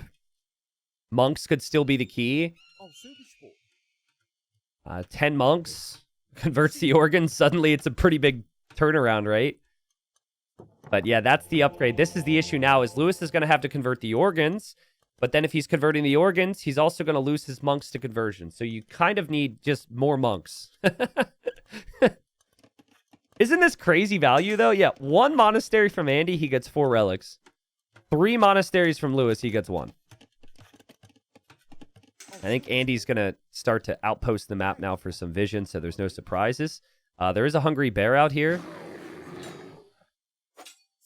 This could be the first significant death for Andy this game. And never mind. He should be fine. Lewis starting to build outposts as well. We'll want to know what's out here. And his outpost villager is dead. And there goes his castle. So, I mean, castle's the right idea. The play here is Trebs, monks, kill fast. I think Andy can't stop the castle. He doesn't actually see the castle. And Andy will probably know Lewis is up to imp because he saw Lewis's score dip a lot. It's almost expected that a player like Andy would notice that. I don't really notice that frequently, but players are really good at it. And I think he needs another monastery. I mean, when he played against Sorokuma tried a similar thing with his Spanish. And the massive organs with his own monks was great, but I think he had more than just 1 monastery. I think if it's consistent organ and monk production, he's okay here. But, like, he's moved out quite far here. And he doesn't know how many monks Lewis has, so as far as he's concerned, Lewis could be going for bombard cannons or something. Lewis doesn't see any of that, though. He's obviously going to wait for his upgrades. Heresy would be a crazy upgrade for Andy. I think it's worth it, but you need gold for other things. Portuguese do get Heresy. Then units converted by Lewis's monks would just die. Which can really swing a monk war. Lewis moving out. Okay, now Andy knows. And there's Heresy. Nice call from the Twitch chatter.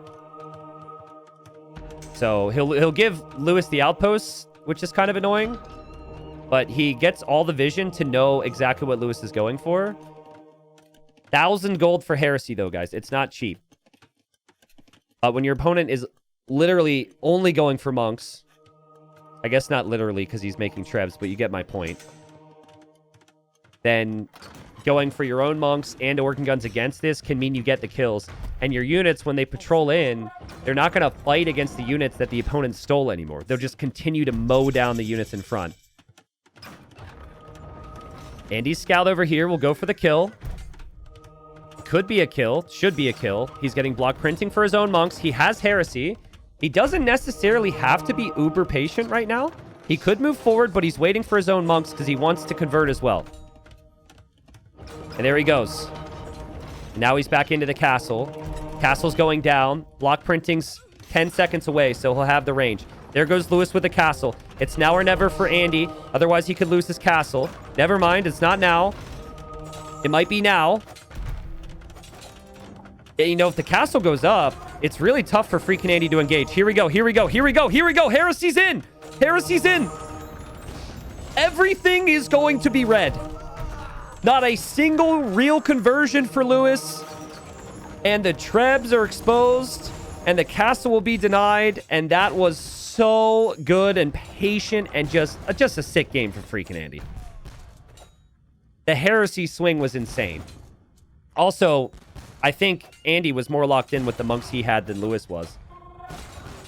What a final it's been, guys. What a final it's been. It's about to be 2-2. Look at the KD right now. Lewis might not even realize because that was so chaotic. Yeah, now he knows Heresy is in. That's such a sick upgrade. Some people don't get Heresy there. They ran out of hats, sadly. It's unfortunate. They're having a supply issue. Hopefully they'll find some hats around to supply some coverage for these poor exposed bald heads in the sun. They didn't invent suntan lotion yet, so there's some real red scalps out there. Faitoria 2 coming up for Andy. That increases his res lead even more. I mean, Lewis is well within his why am I running out of words all of a sudden? He's allowed to try, right? It's still sudden death, so making a move for town centers may be an option, but when your opponent has an outpost here, you can't really sneak on the left side. That's what Andy needs. This whole map needs to be lit up like a Christmas tree with outposts. You can't let your opponent sneak in and kill you right now. That's what Lewis needs. He needs like 2 petards and a dream, and just loop around, petard in, go for the TC. 3rd Faitoria for Andy as well. Like, Andy's going crazy. His resources are going to be so good. Hussar upgrade now. For Lewis, who, you know, sees a lot of monks. So that's not a bad play. The issue is really going to be the organ guns, but I guess if he converts the organ guns, it's different. Look how fast Andy targets 6 separate monks there. You see that? That was like instant. So good with monks. It's crazy. Yeah, I think full organ gun from Andy. Full organ gun. Multiple defensive castles or castles in the middle to hold the map. And then he'll make some bomber cannons as well. My main worry for Andy was that the left side was going to be a weakness. And now he has an outpost going up there. He's got vision over here. So, yeah, no surprise potential here for Lewis. Lewis is going to give it one last go. All the odds are stacked against him. All the odds are stacked against him. Heresy's just such a big upgrade. He lost like 8 monks there. And his opponent gained a monk. Houses are being converted on the left side. Outposts are being converted by Lewis. That's the only positive for him, but he's still saving the Hussars here. Does Andy have control groups for every monk? I mean, some players are also just really good at clicking the individual monks on the target, but for the initial ones, yeah, that's control groups.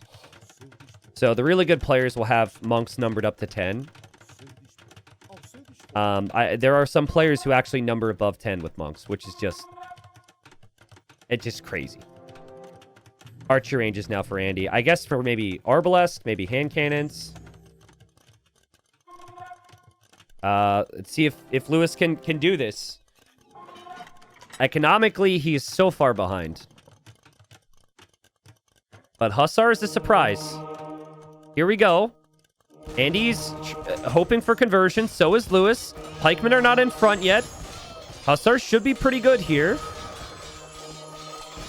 Most of the monks are going down. Lewis's Trebs might be in jeopardy, though. But he can convert the Hussars back. And he does have bomber cannons for the Trebs, though. He'll see that one exposed. And that one will go down. Actually, it won't yet. I mean, now it will. But, I mean, there's maybe a little bit of a chance here from Lewis. The Hussar surprise is working. He's just not really killing Andy. And Andy can just make other units now, right? Like, he's making pikes. He's making hand cannons. It's not like Lewis has this crazy economy to have this big follow-up. Look at the wall from Andy on the left. I love that. Take no risks here. Lewis, you got to be careful with that castle there, pal. Lewis. Well, he'll call the GG here. He'll call the GG here. He's tried. That was a nice attempt. It was good effort. He's been outplayed. It's 2-2. And this castle will be denied, and Lewis will tap out. The biggest moment of his career, potentially, and so he really wants to play on until he's exactly sure that he's dead. Maybe wants to play on until the casters are completely out of ideas of things to say. Which would never be me, by the way. I'm full of things to say. There's definitely a lot of things I can say about the situation right now that I haven't already said 6 times. Trebuchet's going down. Hussars will desperately go in for a monk, and Lewis taps out and calls the GG. And again, we have ourselves a final here. It has been back and forth. That was a really important win for Andy. And I don't think it's horrible for Lewis because it's 2-2. That was Andy's #1 pick. That's maybe Andy's #1 map. You can let that one, you can shrug that one off and you move on. And that's what's been so fun about this series is after every game, I'm like, yeah, okay, that's acceptable when a player loses. The only one is probably game #1, which was maybe the biggest back and forth game so far. That was the one where Andy had way more resources. He was ahead that whole game. And then maybe just Lewis's civilization was able to win it for him in the end. But every other game, you look at the draft and just the game planning from the players, and you think, at this level, that's okay. And that's what back and forth Age of Empires is all about, man. This is sick. Ooh, okay, so I was wondering what Lewis was going to try on this map. Because yesterday, Lewis played against Hart, and he lost to the Gurjaras. And I saw Gurjaras on his draft, and I was like, wait a second, is he going to try the same thing? Seems like he is. So Lewis goes for Gurjaras. This is definitely the most unique map in the tournament. Again, to anyone who's new, please listen as I explain the intro here, because it's very specific. So you have 30,000 food at the edge of the aqueduct on both sides. And then this aqueduct can be like destroyed, or rather, if it is destroyed by military units, it explodes. The fish is gone. And then it creates an opening into the enemy base on both sides. So it's one of those things where you have a way to get into the opponent's base, but if you do that, and you've already built up and have a good economy because of the fish, you have to plan ahead because you're not going to have the fish anymore. For the start, though, they'll be on the fish. They may be on it the whole game. We'll see. Andy's gone for the Italians. Do we think Andy expected his opponent to go Gurjaras here? Because if you can get the Genoese crossbow, I actually am not sure. Can anyone tell me how Genoese crossbowmen do against Shrivamshas? That's a really weird unit matchup because the Shrivamsha is a range unit, which is a counter to Cav. But the Shrivamsha is a Cav unit, which is a counter to archers. So I think the bonus damage from Genoese should absolutely wreck the Shrivamsha. But then it's a situation where, can you find the stone? The stone's all out in the middle of the map. Lewis tried to go longbows, and he got spotted on stone when he was up against Hart. So it's a little bit of a back and forth. Ultimately, when Hart won the game with Gurjaras, it was because he had the eco lead. I wouldn't say it was because the Shrivamshas were necessarily incredible against the longbows. I mean, they were decent. The explosion on the aqueduct doesn't kill villagers. It can destroy buildings if you build too close to it. Good questions. Obviously, it's a really weird map.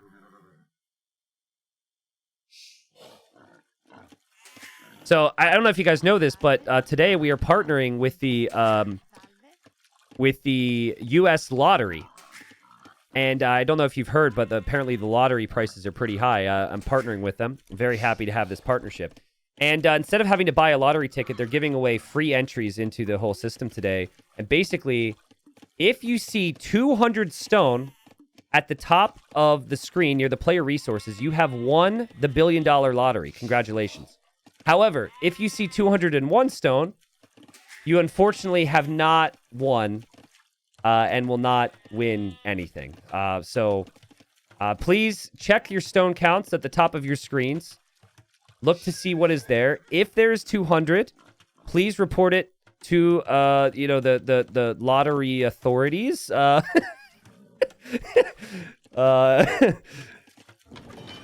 Yeah, but I don't know why whoever created this map made 201 stone there, but I had to mention it somehow.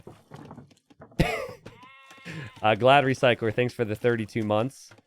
He says, substreak longer than on Facebook, T90 salute. Oh, yeah, true.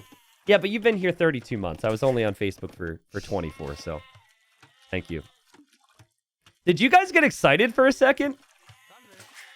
I think you guys got real excited. Okay, look at what Andy's doing here. He's going to wall this. So he definitely wants to go to stone for Genoese. Damn, I've never seen this. It's a little bubble wall. And you can't do this every time, by the way. You can't come in here and plan for this. But it just worked out. Maybe this is the AoE gods balancing the situation with his gate earlier. Because that was unfortunate. So he'll wall around, meaning the vills aren't really that exposed. And again, they're still taking the fish. Lewis does have the potential of trying to kill very quickly with the siege elephants. I should have mentioned it. God, I hate this mining camp. I don't like that mining camp. But yeah, we have seen some underdogs go for that before. Just Lewis isn't really bringing big underdog energy here. Lewis is bringing confidence and adaptation energy. And so I don't think YOLO Siege is going to happen. Donald, thank you for the bits. Murphy's Law, thank you very much for the 5 gifted. Tumbo, thank you for the 5 gifted. I don't know what's happening. We apparently are a golden Kappa hype train. I've streamed on this platform for a really long time. I've never seen that before. So that's hype. Thank you. And Lewis, just going for a really fast castle. Would it make sense that he would be ever so slightly faster if he isn't going to stone? And Lewis is going to see this. And does he see the stone being mined? Now he does. Now Lewis is probably like, what?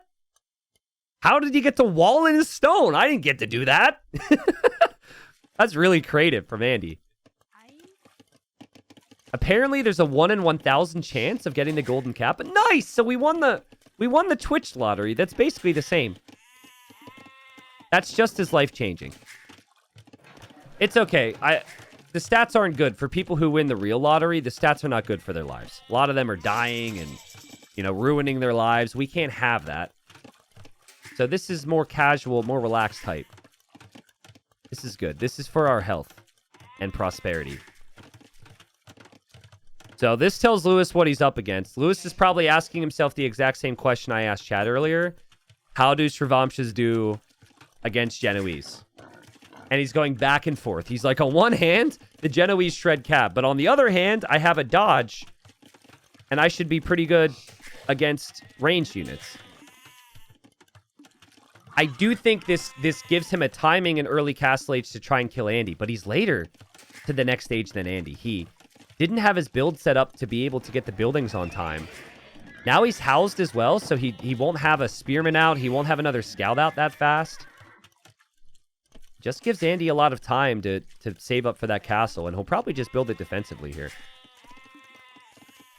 Akio, thank you for the 15 months. T-Cheppy, Crywolf, thank you so much, guys. So just not the most calculated build ever from Lewis. If this gate is held open, though... Oh, man. If that gate was held open, there was potential. He could have sat there, brought scouts in. That was the same thing Hart did to him. And he could have sniped some vills there. But yeah, that's just not going to happen. And Andy knew as well. Andy knew that there was enough space for that gate to shut. Otherwise, I don't think he would have taken the risk there. Idle Villager in chat says making a defensive castle in sudden death just feels so anticlimactic. You know what also feels kind of crappy? Is throwing a game when you're in the finals and not winning. When I explain it that way, does it make sense? Both these players are so good. Both these players are insane defensively. It's 2-2 right now. I know you guys want the forward castles, and maybe they'll come, but I like the low-risk mindset. And he picked the Italians for the unique unit as well, and not necessarily the castle spot. I like have around the map now from Lewis. Hype train continues, and there's the castle now from Andy. So this wall was so nice from him. I love that.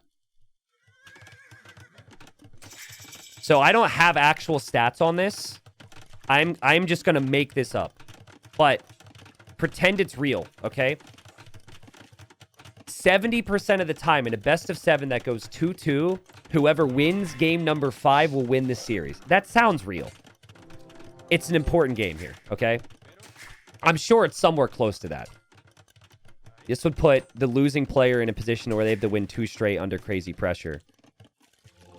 Double monastery from Lewis. Now that's interesting. So I like this way better than just stubbornly trying to just go Shravamshas. I also like it because it might give you an opportunity to get the relics really fast. And Genoese have pretty low range. They don't have any bonus damage against monks, to my knowledge. So, yeah, I could see the monk investment being a good move here for Lewis. He has good eco. Very smooth eco because of all the sheep in the mill this whole time. And the fish, of course. And good eco upgrades. And he's got some map control. And he's also building outposts. So there's no big surprises here against Andy. Andy's going for ballistics on 2 Genoese crossbowmen. It feels a little early. But, you know, everything's at the limit with resources. And no, Lewis, no, you have a camel, you have a light cav, you have a... Oh, that's painful. That's so good from Andy. That's just classic Andy right there. He invests less than you. He's still going to use that scout and get value. I guess Lewis had a similar moment in the previous game. And now the Genoese are out, and the Genoese do have ballistics in a second, and Lewis is distracted, and Lewis is going to lose his camel, and he could lose the spearman, and he's going to start to lose map control just in general now against these Genoese. But I think Lewis had an issue in the previous game. Like, he went for redemption, he wanted to convert the organs, but then he started to get the relics. I actually think he should just wait till he has like 6 or 7 monks. 6 or 7 monks, you can convert the whole wave of Genoese, then you go get the relics. Easier said than done, of course. But losing small amounts of monks here against such a weak unit against monks would be wasteful. And this is what I mean. That's a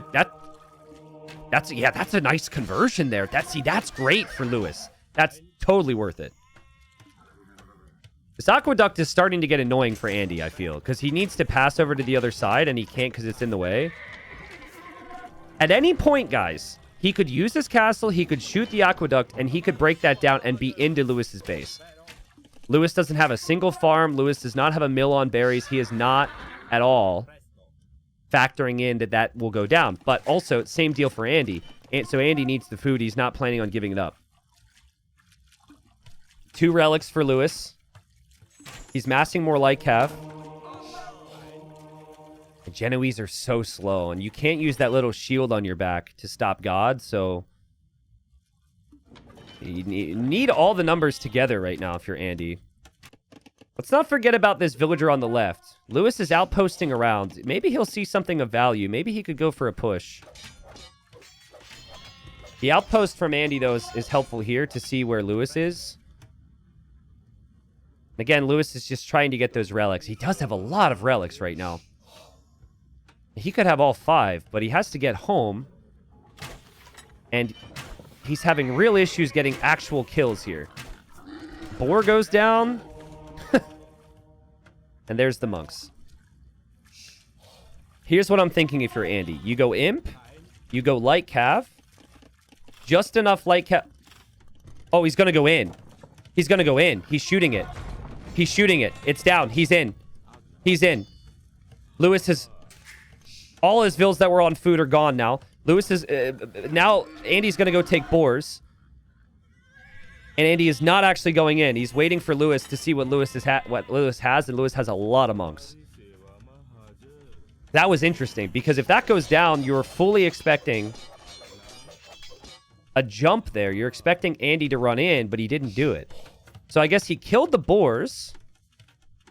So his opponent won't have them easily. He'll take his own boars. I don't know, though. Like, Lewis is still fine. He can take the berries. He's adding farms. He's balancing towards Imp. And he also has a bunch of relics coming home. So he'll be at 5 relics, I think. And he still hasn't clicked up to the Imperial Age. That's a lot of monks from Lewis. I wanted to check the Gajara monk tech tree. Man, is it just me, or are there a lot of decent monk sips? Oh, he doesn't get block printing. Now I take it back. Not getting block printing is pretty painful. You won't have the 12 range, but again, it's like Genoese crossbowman weakness is their range. So it's not like they'll be a really difficult unit to convert. What are the white dots on the map that aren't relics? It's these little buildings, these little rubble buildings near the stones. It's pretty confusing from a spectator's point of view. Lewis is on that stone, though, saving for his own castle. He's on the way to Imperial Age, and so is Andy. But Lewis's monk control has to be perfect. And Andy, ooh. Andy is going to add his own monks with atonement. Did Lewis get atonement? Ooh. There's honestly no better opportunity for a monk conversion train. We've had the sub train today, but like Lewis is never expecting Genoese and monks. And so if he doesn't get atonement and he can't kill the monks because he can't get anywhere close, one conversion from Andy, he can take the whole group. Or this can happen. This is not how I expected this to go. Lewis! No! Well, Lewis is out here for the relatable content. That's exactly how many of us would end up encountering the situation if we were playing monks. And he moved out, he was busy, he was distracted, and he wasn't ready for them. I thought Andy was going to need to have his own conversions, but apparently not. All the monks go down. That was the only army for Lewis. Panic time for him now as he has to drop the ranges, and that is incredible for Andy. Oh, that hurts, man. That hurts. And now, remember, sudden death. So we can see trebuchets on the way. This castle's absolutely crazy, Andy. Why are we doing this? Why are we building a castle underneath where the opponent's castle is going to be? Really? Okay, well, there he goes. There's a castle for him. And he wants to kill fast with his army advantage. I thought we would just have a castle here, and then he can take the stone and then build more castles. I don't think that castle's good. If Andy loses this game, it's because of this castle. But we'll see. Lewis is very far away from getting upgrades for skirms. Guys, he doesn't even have Bodkin. Like, the monks were everything for him. It's so hard to tech switch on these economies. But to be fair, Andy barely has food eco himself now. But he does have wood and he does have gold. And he does have some trebs on the way. I still don't understand this castle. This is the weirdest castle I've seen the entire day. Why are we castling there? Castle back here, and then just push forward from the same position. Now you can't repair this? That's super weird. I mean, his opponent can't take stone. Andy is going to have some units over on the left side. The defense for Lewis is 2 unupgraded skirmishers. So it is not defense. He's microing his heart out, though. Villagers get pushed off of gold, and I just think the castle position being weird. And yes, Chad, thank you for pointing out it's on a hill.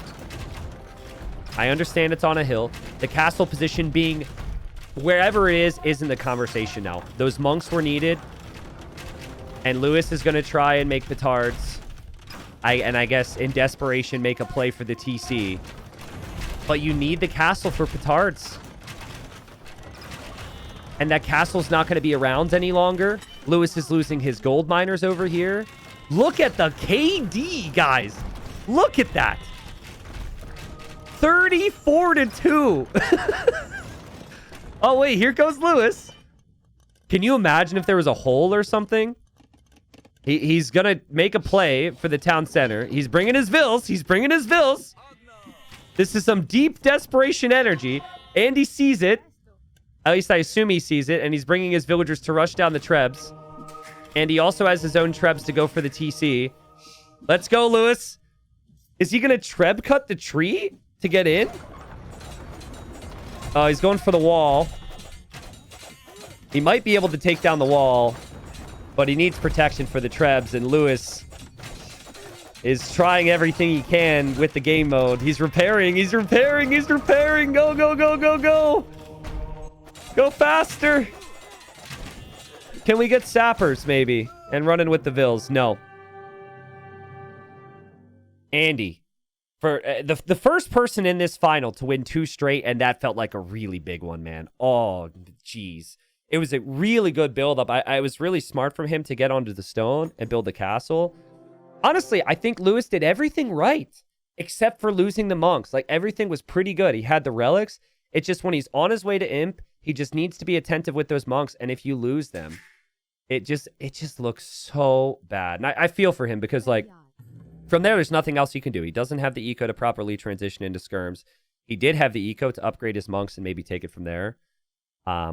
But yeah, well played from Andy. And Andy predicted Gurjaras, by the way. Andy knew Gurjaras were played in Lewis's semifinal, and Lewis lost to it. He knew what unit was made. It was a cav unit. It was like full stable, right? And so the Genoese neutralized that, and it just forces Lewis into a unit he wasn't expecting to make, and it forces him into a unit that the Gurjaras are not necessarily good with. But yeah, you just can't lose 13 monks there for no conversions. That was rough. What I thought would happen was Andy would have to convert those monks, and there'd be that whole back and forth, but Andy just stomps him. So, Lewis.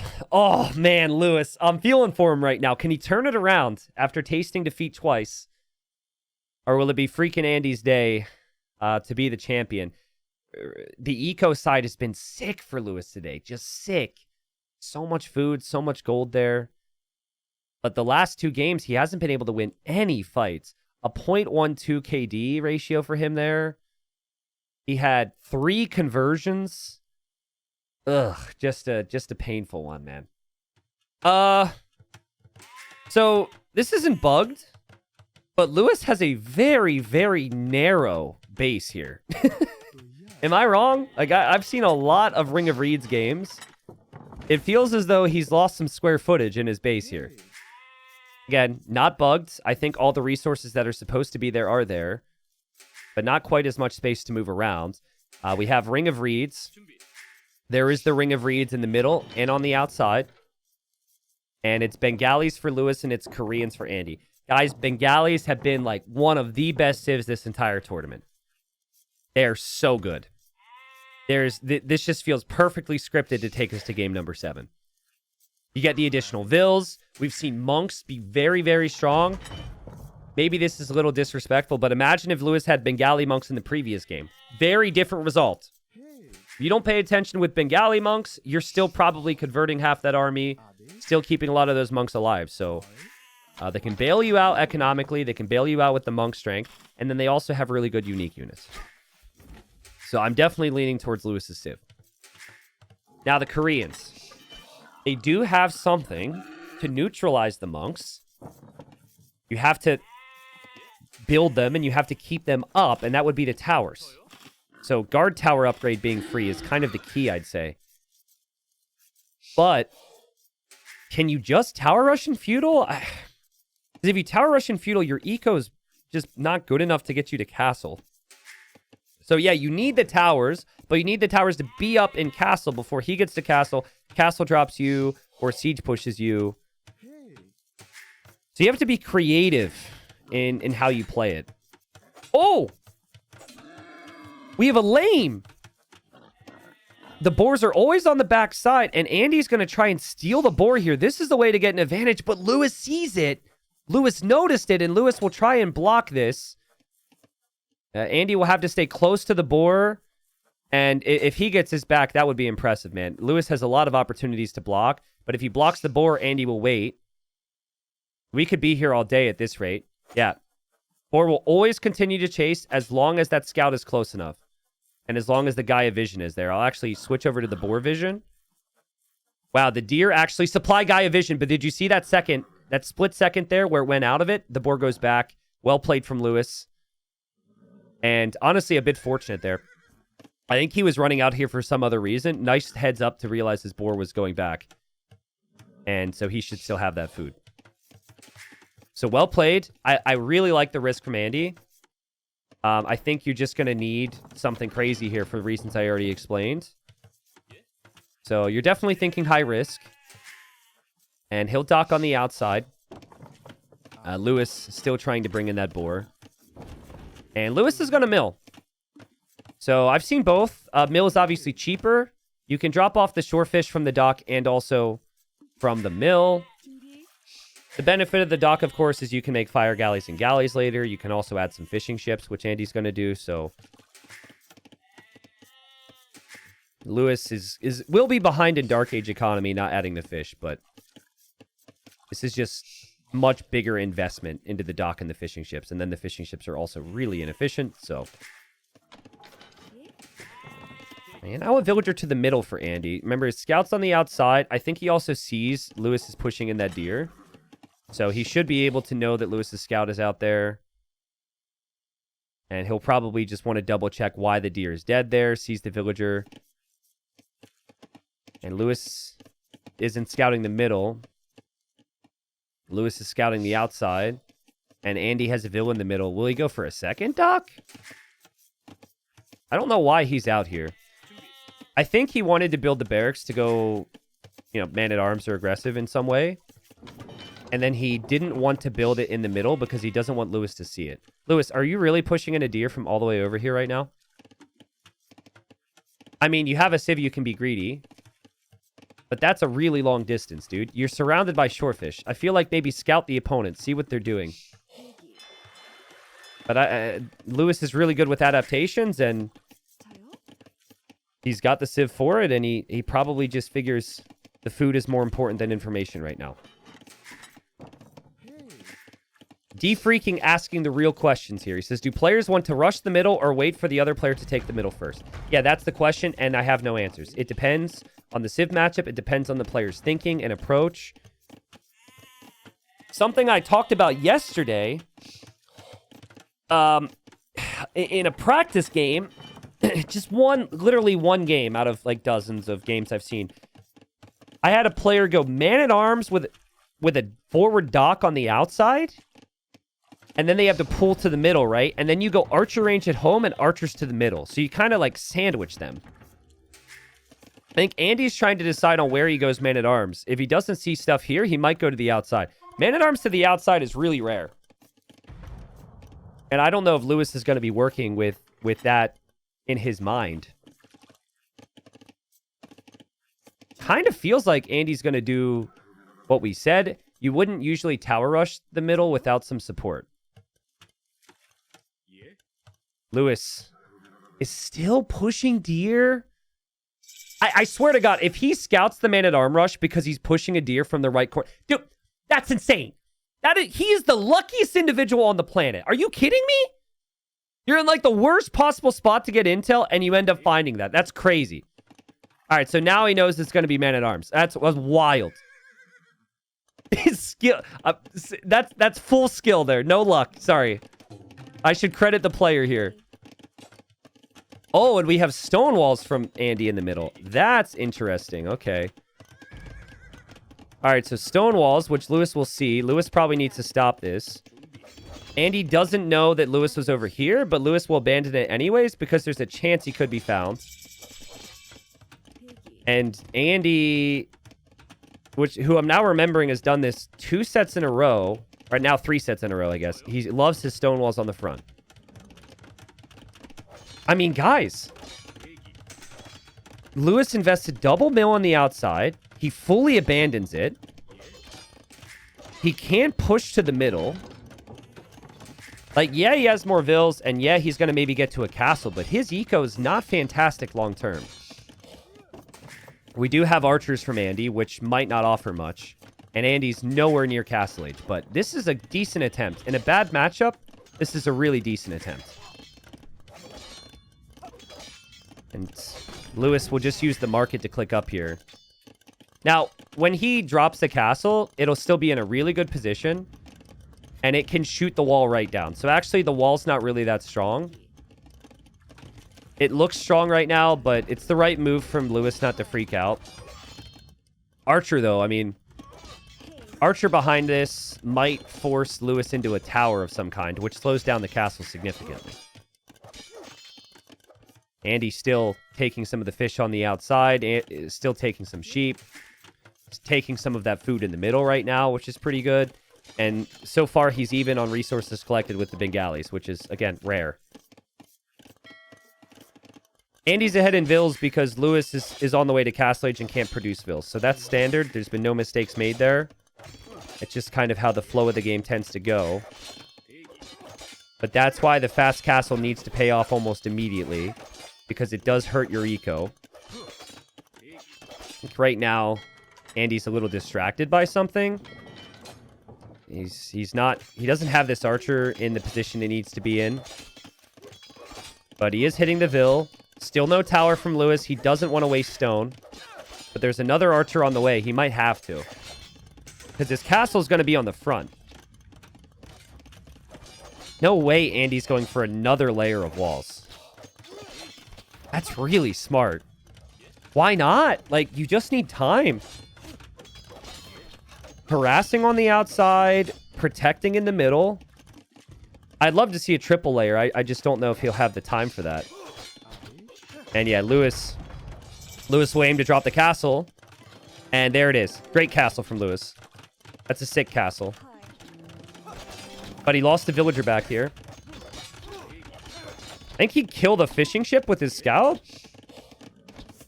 Just able to save the scout. Andy's outposting the side, so there's no surprises later. Andy needs to get to Castle Age. Andy needs to be careful. Castle's about to complete. He needs to get out of here. And Lewis needs to get a Wrath over here right away to stop this.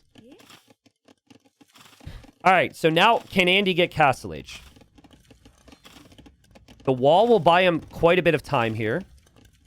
He's idling to go up a little. The scout for Lewis is alive. I think that's important for finding relics and just seeing things later on. Units are about to be through for Andy. But Lewis can probably deal with this. Andy's up. He's just shifted some Vills onto stone for more towers. Maybe more walls, but probably just towers. And the units are into the wood line here. And these units are going to die anyways. So you get value from them. And he kills a Vil. No, he kills 2 Vills with that. Damn, that's so good for freaking Andy. That's so good. I mean, the inefficiencies he's caused. This is the #1 civilization for Lewis. This has been the civ that has been feared on so many different maps. That is so nice. To be ahead of them resources collect is not easy. And now, you're not immediately being attacked yet either. I'm trying to see, though. I think this wall's about to go down. And Lewis could be out here. Andy needs to leave the middle. He needs to be out of the middle right now. Yeah, and he notices it. A little late, though. The Ratha could kill everything. The Ratha are already killing everything out here. Lewis is fine. Andy needs to sacrifice a Vil. Let a Vil die for the whole squad. Don't let them in. Okay. Well. Gates open now. The Ratha run in. Andy quick walls. There's units over here as well. Gate is still open. Tower goes up on the back side. Ratha are going to start to attack and kill fish. Andy is panicking. And Lewis is starting to bring this one back a little bit. But now Andy's up. This unit is insanely tough to beat. And Koreans don't have very good monks. That's what Andy would normally want to go for. And he is going to try it, but, like, Korean monks are trash, man.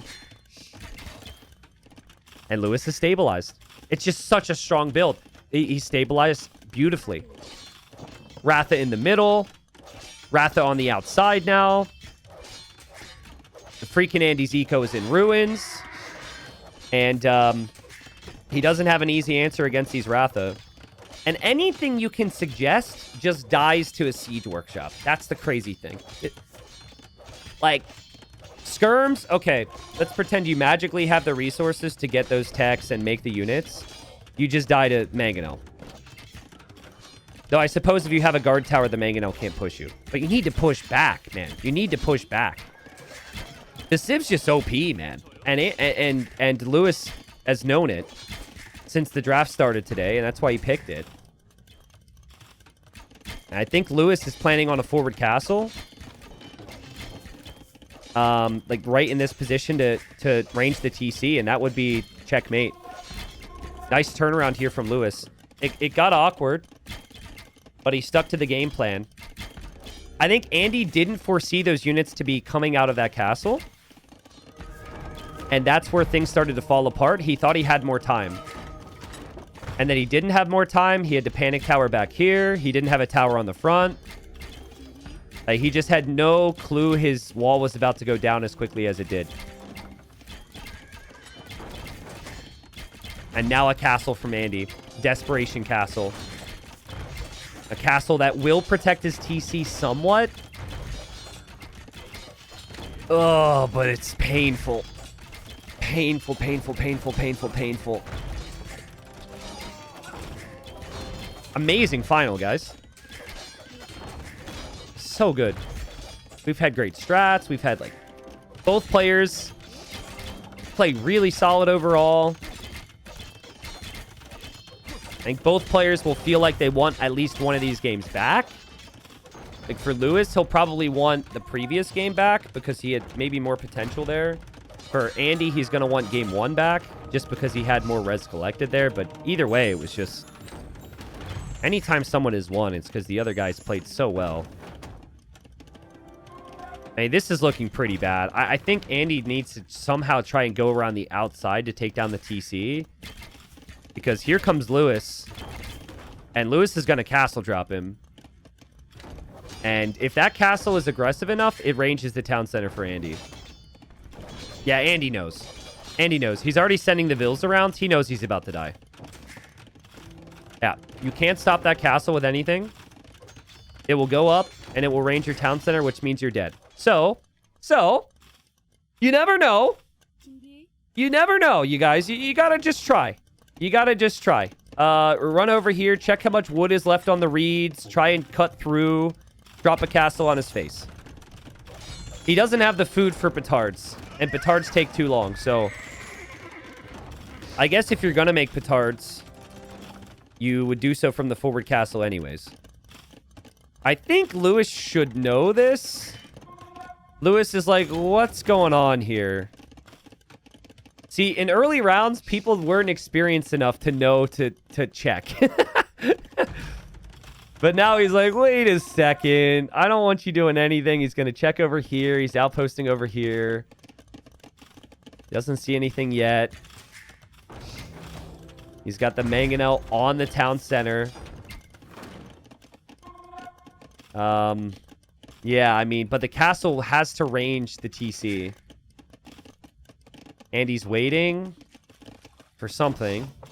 Well, he's still fighting, and actively, of course. We'll hope for conversion, which he will not get. Okay, Lewis.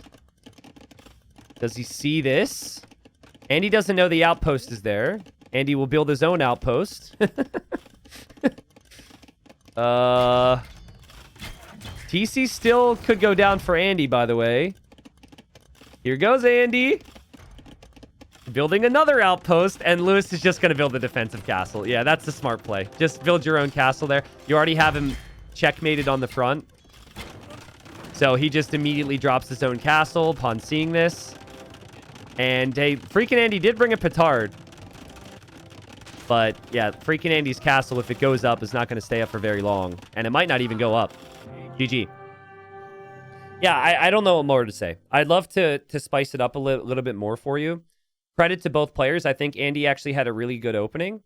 I just don't think that this opening can beat the Bengalis very easily. And even though Lewis took a bit of damage, he stuck to the game plan, and the game plan was awesome.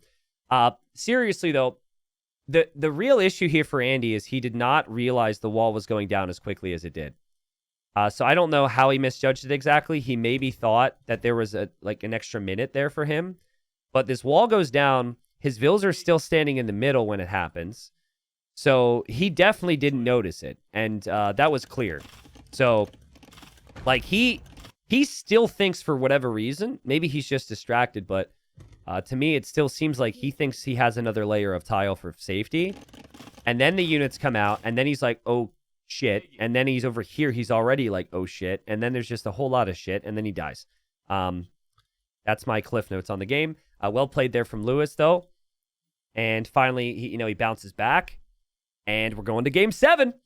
We're going to Game 7 on a fantastic map, a map that has delivered a lot of variety in how he can play it. So buckle up, people. Let's go. So sometimes in sets, as we have a very off-center water situation in the middle here. Whoa. That looks very odd. Not bugged, I guess. So playable. This can happen. I'll get to that in a second. Sometimes in a set, guys, in the past, I wasn't really transparent on this. I felt like it wasn't good to tell you, But there were instances where it's like, okay, hype, we get to Game 7, and then one person's civ is just complete trash, and I feel like they have no chances. 3 or 4 years ago, I might be like, well, let's talk about the positives of someone's position, and I still do that. But there are also times these days where I just say, listen, this matchup is not good for this person. They foresaw this to be difficult. They did need a win before. Luckily, not an issue here. That's very good. Not an issue here. Armenians, I think, are top 5 on the map. Byzantines are top 5 on the map. This is genuinely perfect. Okay? Byzantines, with their strong navy, can be good with the water elements. And then the cheaper Imperial Age. And then Armenians have great navy. They have great monks. They don't have the cheaper Imperial Age. So that's kind of the simplified explanation on the situation here. Now, because of the rather crooked river here, you could even call it a river, there is now a very tiny space of land directly between them, which actually ups itself in importance for a push, because it is way harder to push someone out of this position because you don't have build space. And it also makes this area more like a big arena map where it's actually really far from player bases to move over to this stone and move over to this gold. So there's still more relics on the right side, but I think knowing how the base is set up is really valuable for both of them right now. And Lewis doesn't know. Lewis didn't scout. Lewis is pushing deer. So he's going to assume that the middle pond is like here and that Andy's over here. And there's a chance here that Andy could deny the dock. Let's pay attention to this. Andy will get his dock up ever so slightly faster. If he's looking around, maybe there's a chance he denies this. See, I think he's protecting from the villager coming from this gate, which it will not do. Lewis still doesn't really see how the river extends. He will see the dock now. I'm still really interested to know if Lewis is going to keep walking this way. But yeah, the docks are going to go up for both players. Guys, there's 30,000 food on that fish. That is the only deep fish area on the map. And Andy's bringing his villager to try and deny this. But yeah, he's not going to. It was worth the attempt. It does slow down Lewis a little bit. And Andy will be slightly faster to the fishing ship. So there's some positives. Also, he got 2 hits on Lewis's scout. So having that stronger scout's always helpful too.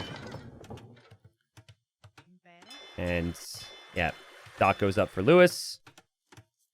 And Lewis still a little bit paranoid about his villager. Andy's loving this right now. He's like, good, be paranoid. Oh, now he gets hit. Okay. Maybe some really big Lewis fans in chat can tell me what Lewis did on this map in prior rounds. I don't know if there's any Lewisers out there, but help me out, because I remember how Andy played this in 2 separate rounds. This has been a mainstay in those sets, but like, I don't have Lewis information on this map.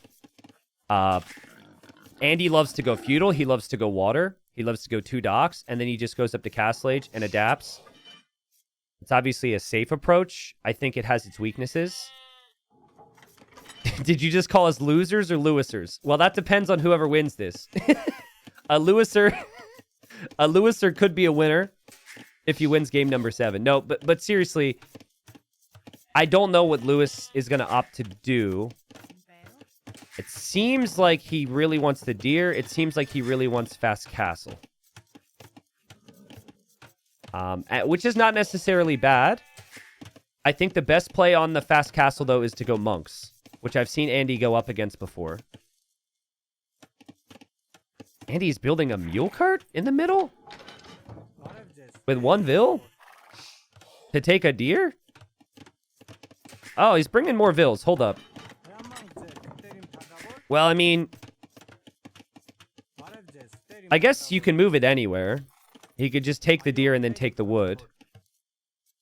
It definitely feels like this is the water build that I've seen before. Villagers headed to gold.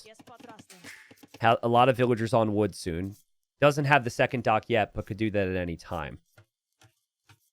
How would you play this map? So this map's very rock, paper, scissory. The way that the feudal water build gets beaten is by full monks. Because you can convert their ships, and you're at their doorstep really, really fast. And then the way Andy would adapt towards the full monks is by mixing in scouts or light cav. But the timings on all this is kind of tricky. This almost feels like Andy's not going for the double dock, by the way. He's dropping a tower. Ah, interesting. Okay.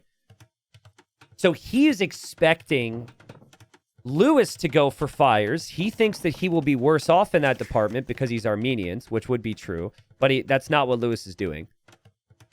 The tower's not a bad play. Neither is the fire galley. But this definitely is Andy angling towards a fast castle. Fast castle with a little bit more fish, essentially. But he needs a market. So he can sell off his res. And Lewis will probably be castle age a little bit faster here.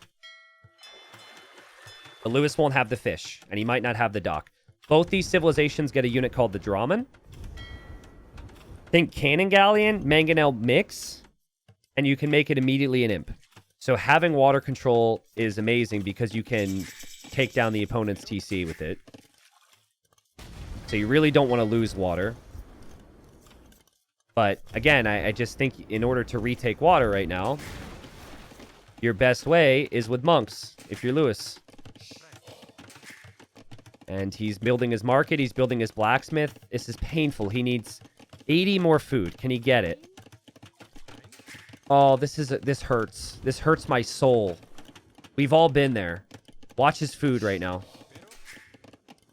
Okay, he said, I'm not messing around. He just sold it. Or I guess bought some food and sold some wood to get up. That's not too bad. Andy will see the market prices and know that Lewis is doing this. This might just be a full-on monk war from Andy as well. We have the outpost on the left side. So he'll have an awareness of what's coming in. He's even getting Town Watch. So he's choosing not to make a vill, but to go for Town Watch. Lewis is adding a demo right now. And Andy is preemptively spreading out the fish. He did not hear me say that. That is just game sense. That is just skill. That's understanding. We're in the finals here. We're not messing around. And that's huge because he'll probably only lose one fishing ship. Lewis actually canceled his demo when he saw that.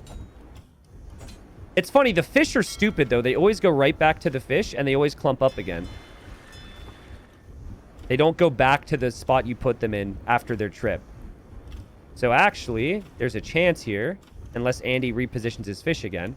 And he's on the way to Castle Age, so he's not thinking about it. And now he's spreading out his fish. The timing. And then Lewis canceled it again. Lewis canceled it again and is queuing it again. What's happening? I feel like I'm being trolled.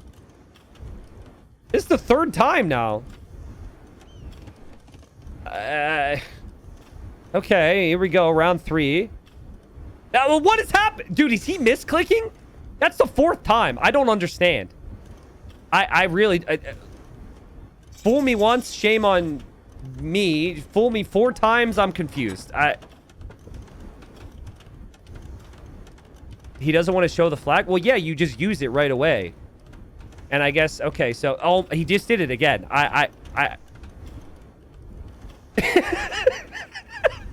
He's waiting to the last second. That's 5 times now. Hey, this might be a masterpiece.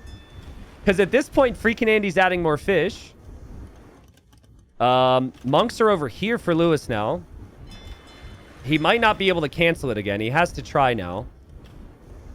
And 90%. Here he goes. He got 2. Okay. Well, I mean, it's decent. And now Andy has been looking around. Guys, he has Town Watch.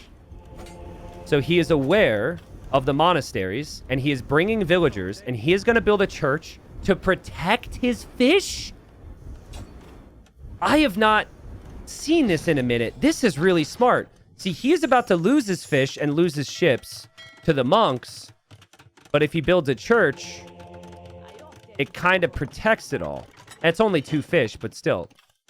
So church on the left side, church on the right side. That's really smart from freaking Andy. Farming eco from Lewis. No farming eco from Andy. Let's not forget that. 1 relic is immediately in for Andy in that forward church, which is a little risky. But that's just simply due to the bonus of the Armenians. It also fires arrows. The only tricky thing is it doesn't fire a lot of arrows, and he'd have to bring Vils from this side to hop in. But Lewis is a monk about to be on the way. Andy sees this. Andy's going for conversion. Lewis is running away. Oh, tough decision for Lewis here. He's going to lose the monk. Ah, man. And he kind of had to. If he goes back, he'll get his scout converted. He's thinking he'll get the kill. Andy can see that because of the vision there, right?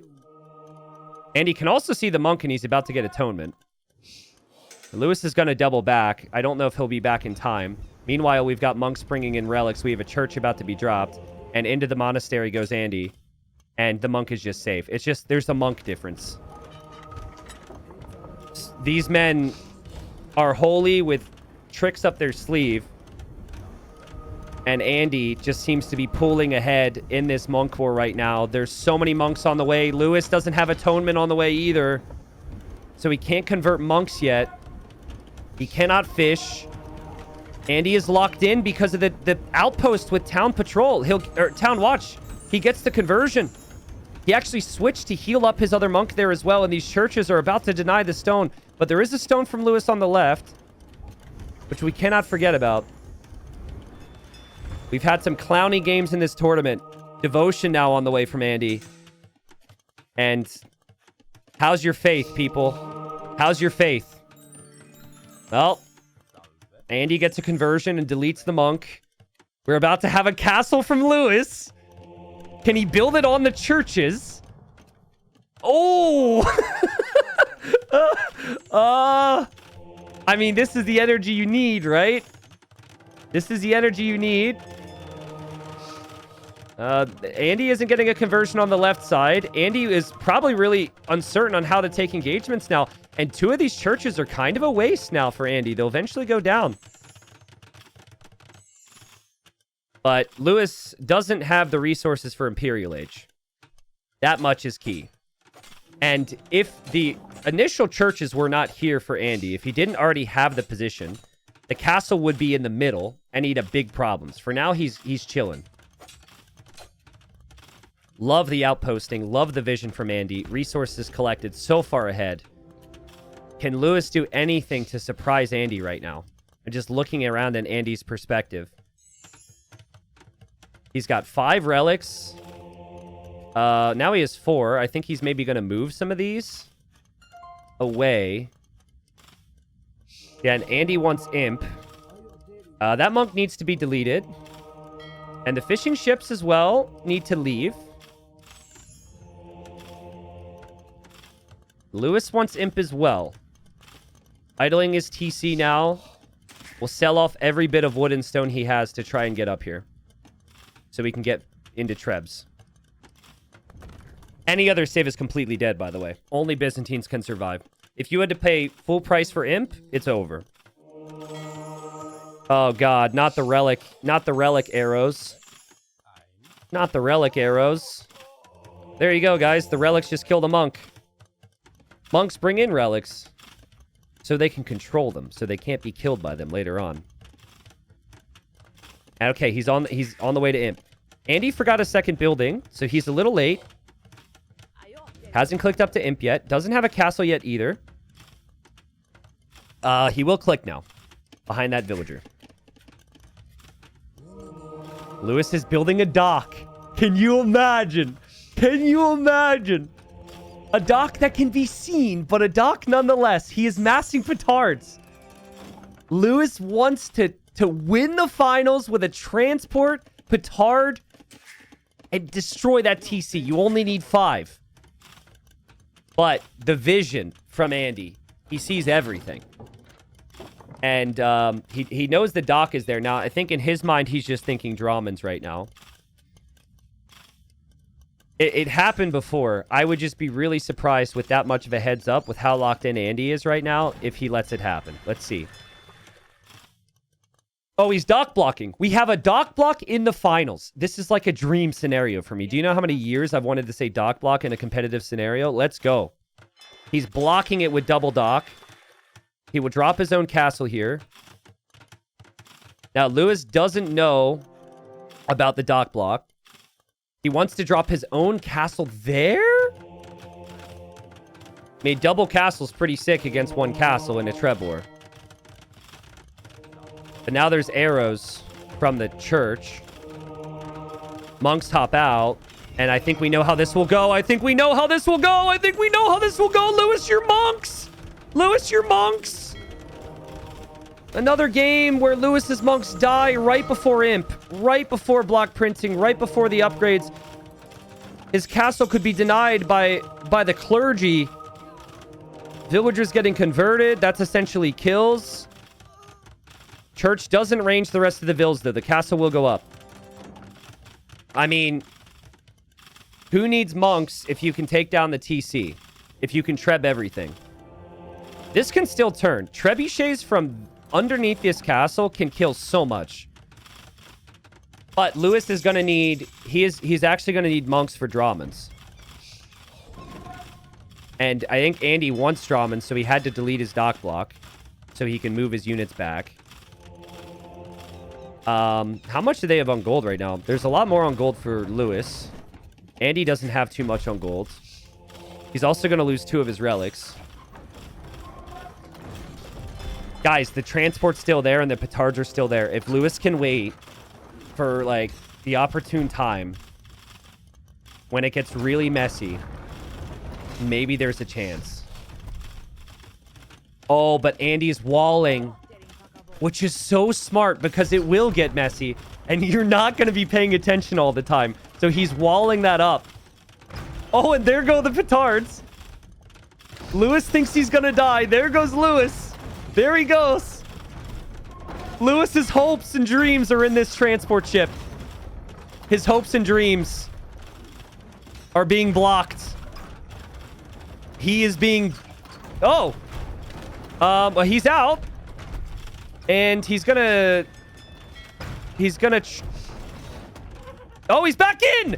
Get faked, freaking Andy! Get faked! Get faked! Get faked! Get faked! Get faked! Get that! No, there's a wall! Oh, no! Oh, no! That would have been amazing! He doesn't have enough. He doesn't have enough. I mean, the distraction's probably worth it, though. He hits the TC. He doesn't have enough. Wow. Guys, that gives him an opportunity to roll through and use the trebs to finish it off. It's not finished yet. Castles and Dramens and micro is needed. Panic for Andy. Panic for Andy. He has to hit those trebs. He has to stop those trebs. He's going to drop a church. Here comes Lewis. Grand final. Game 7. Lewis is going for the TC. His Dramen will be converted, so he deletes it. He's bringing the trebs. Lewis is... Andy is bringing the vills. This could be an epic finish. Lewis, go. Can he range it? There's not enough repairs for 4 trebs. There's not enough repairs for 4 trebs. They just have to get into the spot. He's gonna win. He's gonna win. He's gonna win it. He will win it. It's not winnable for Andy. I'm pretty certain. Repairs. Repairs. He does it! Lewis wins in the most epic way possible. He was so dead here, guys. He was so dead, but he remembered the game mode. And he remembered he had to send everything. Literally everything. He brought his vills. He had the transport. He had the petards. What a finish. Trebs and a dream, and Lewis wins the final. And this is going to go down as probably one of the best wins he's ever had, man. It has to be, right? He's had such a short career. We hope he continues to fight, continues to play like this in other tournaments. But oh my goodness, are you not entertained? That is sudden death. Now, as happy as I am with the finish there, I can't help but be completely gutted for freaking Andy. Freaking Andy played this so well. He had the monks out. He knew exactly what he needed to do. He had the Dramans. But there was always that chance from Lewis. If Lewis went for the moves, the desperation plays that it could work, and Lewis chose the correct side. Lewis had, you could argue, without that transport, he doesn't have that opportunity. Without the double castle on this side, he doesn't have the opportunity. When you're in a monk war and all your monks are on the right side, it doesn't really feel intuitive to have army or anything over there. So, like, I'm trying to think through what Andy could have done. He saw it pretty early. He brought the villagers, but you can't bring much more than villagers. And just the positioning of the Trebs was perfect. You're able to range the TC from outside of the walls. I don't know what Andy could have done. You're not going to have a siege workshop here. You're not going to have a barracks. You're not going to have anything. I guess maybe you had to, like, build real quick where the Trebs are going to be, but how are you supposed to know where the Trebs are going to be? He was also completely capped for resources as well. When a player's defeated, all their resources get refunded. He had, like, nothing left. But yeah, he would have, with his monks, with his Trebs, with his Dramans, taken down this castle, taken down this TC, and won the game. It's coming home. Lewis wins the final. What a tournament. Well played from Lewis, who had a crazy run. He beat a lot of really good players and wins the final. Again, my heart goes out to freaking Andy there. Oh. And of course, like, Andy could have maybe had villagers to tank the shots underneath the TC. There's always that trick. But then he runs out of wood to repair. Then he doesn't have the villagers out here. I don't know what more to say. That's just the perfect finish to a final, guys. Amazing event. I really hope people enjoyed it. I hope my casting matched the quality of the final, because the final was just a banger here. I appreciate all the support on YouTube, on Twitch. It was awesome. And if you find a moment, please thank John Slow, thank T West, thank the team for Sudden Disaster 2. And of course, shout out to World's Edge and Microsoft for hosting it. It's a very good decision to host tournaments like this. To sponsor tournaments like this, Microsoft. And I want to see more of it in the future. It was awesome. People want to see a replay? Sure. I mean, I can just show the final seconds again. Why not? Lewis bringing everything. And again, Andy knew early. He knew early. His first thought was a church, I guess, to, like, kind of block it or distract. He's adding warrior priests from that, so he has a melee unit to attack. I think the thing that saves him is if he builds in that area so the Trebs can't deploy. I think that's the only thing that saves him, right? Because that's just too many Trebs. He brought his Dramans in. One Treb gets taken out. But yeah. It all just happened so fast. It was like, it was just all unfolding so quickly before our eyes there, man. What a final. Whew, what a finish, man. I guess we should show the endgame stats. I would love to find time to interview Lewis or Andy here, but as I've alluded to, I do have to get going. Unfortunately, a very long day ahead of me. I have a bit of a drive. Yeah, more wood, more food, more gold, better KD, more conversions. Andy did literally everything to win this game, but keep his town center alive. And that's one of the best finishes to a tournament you'll ever see. So, GG, everybody. GG's. Congrats to Lewis. He deserves it. He played so good, man. It was a crazy run against a lot of really good opponents. I cannot imagine what his heart was like in those final moments. I'm actually curious on how much belief he had. Like, when he moves out there, he might have been feeling like he had a 5% chance because everything else was going wrong. And same for Andy. He probably went from thinking he had it like locked at 100% to seeing his TC crash. So, yeah, that's the highs and the low of the tournament. Also, Capture Age is going to crash on me one last time. And Andy did drop the GG. Congrats to him as well. Damn. What a finish.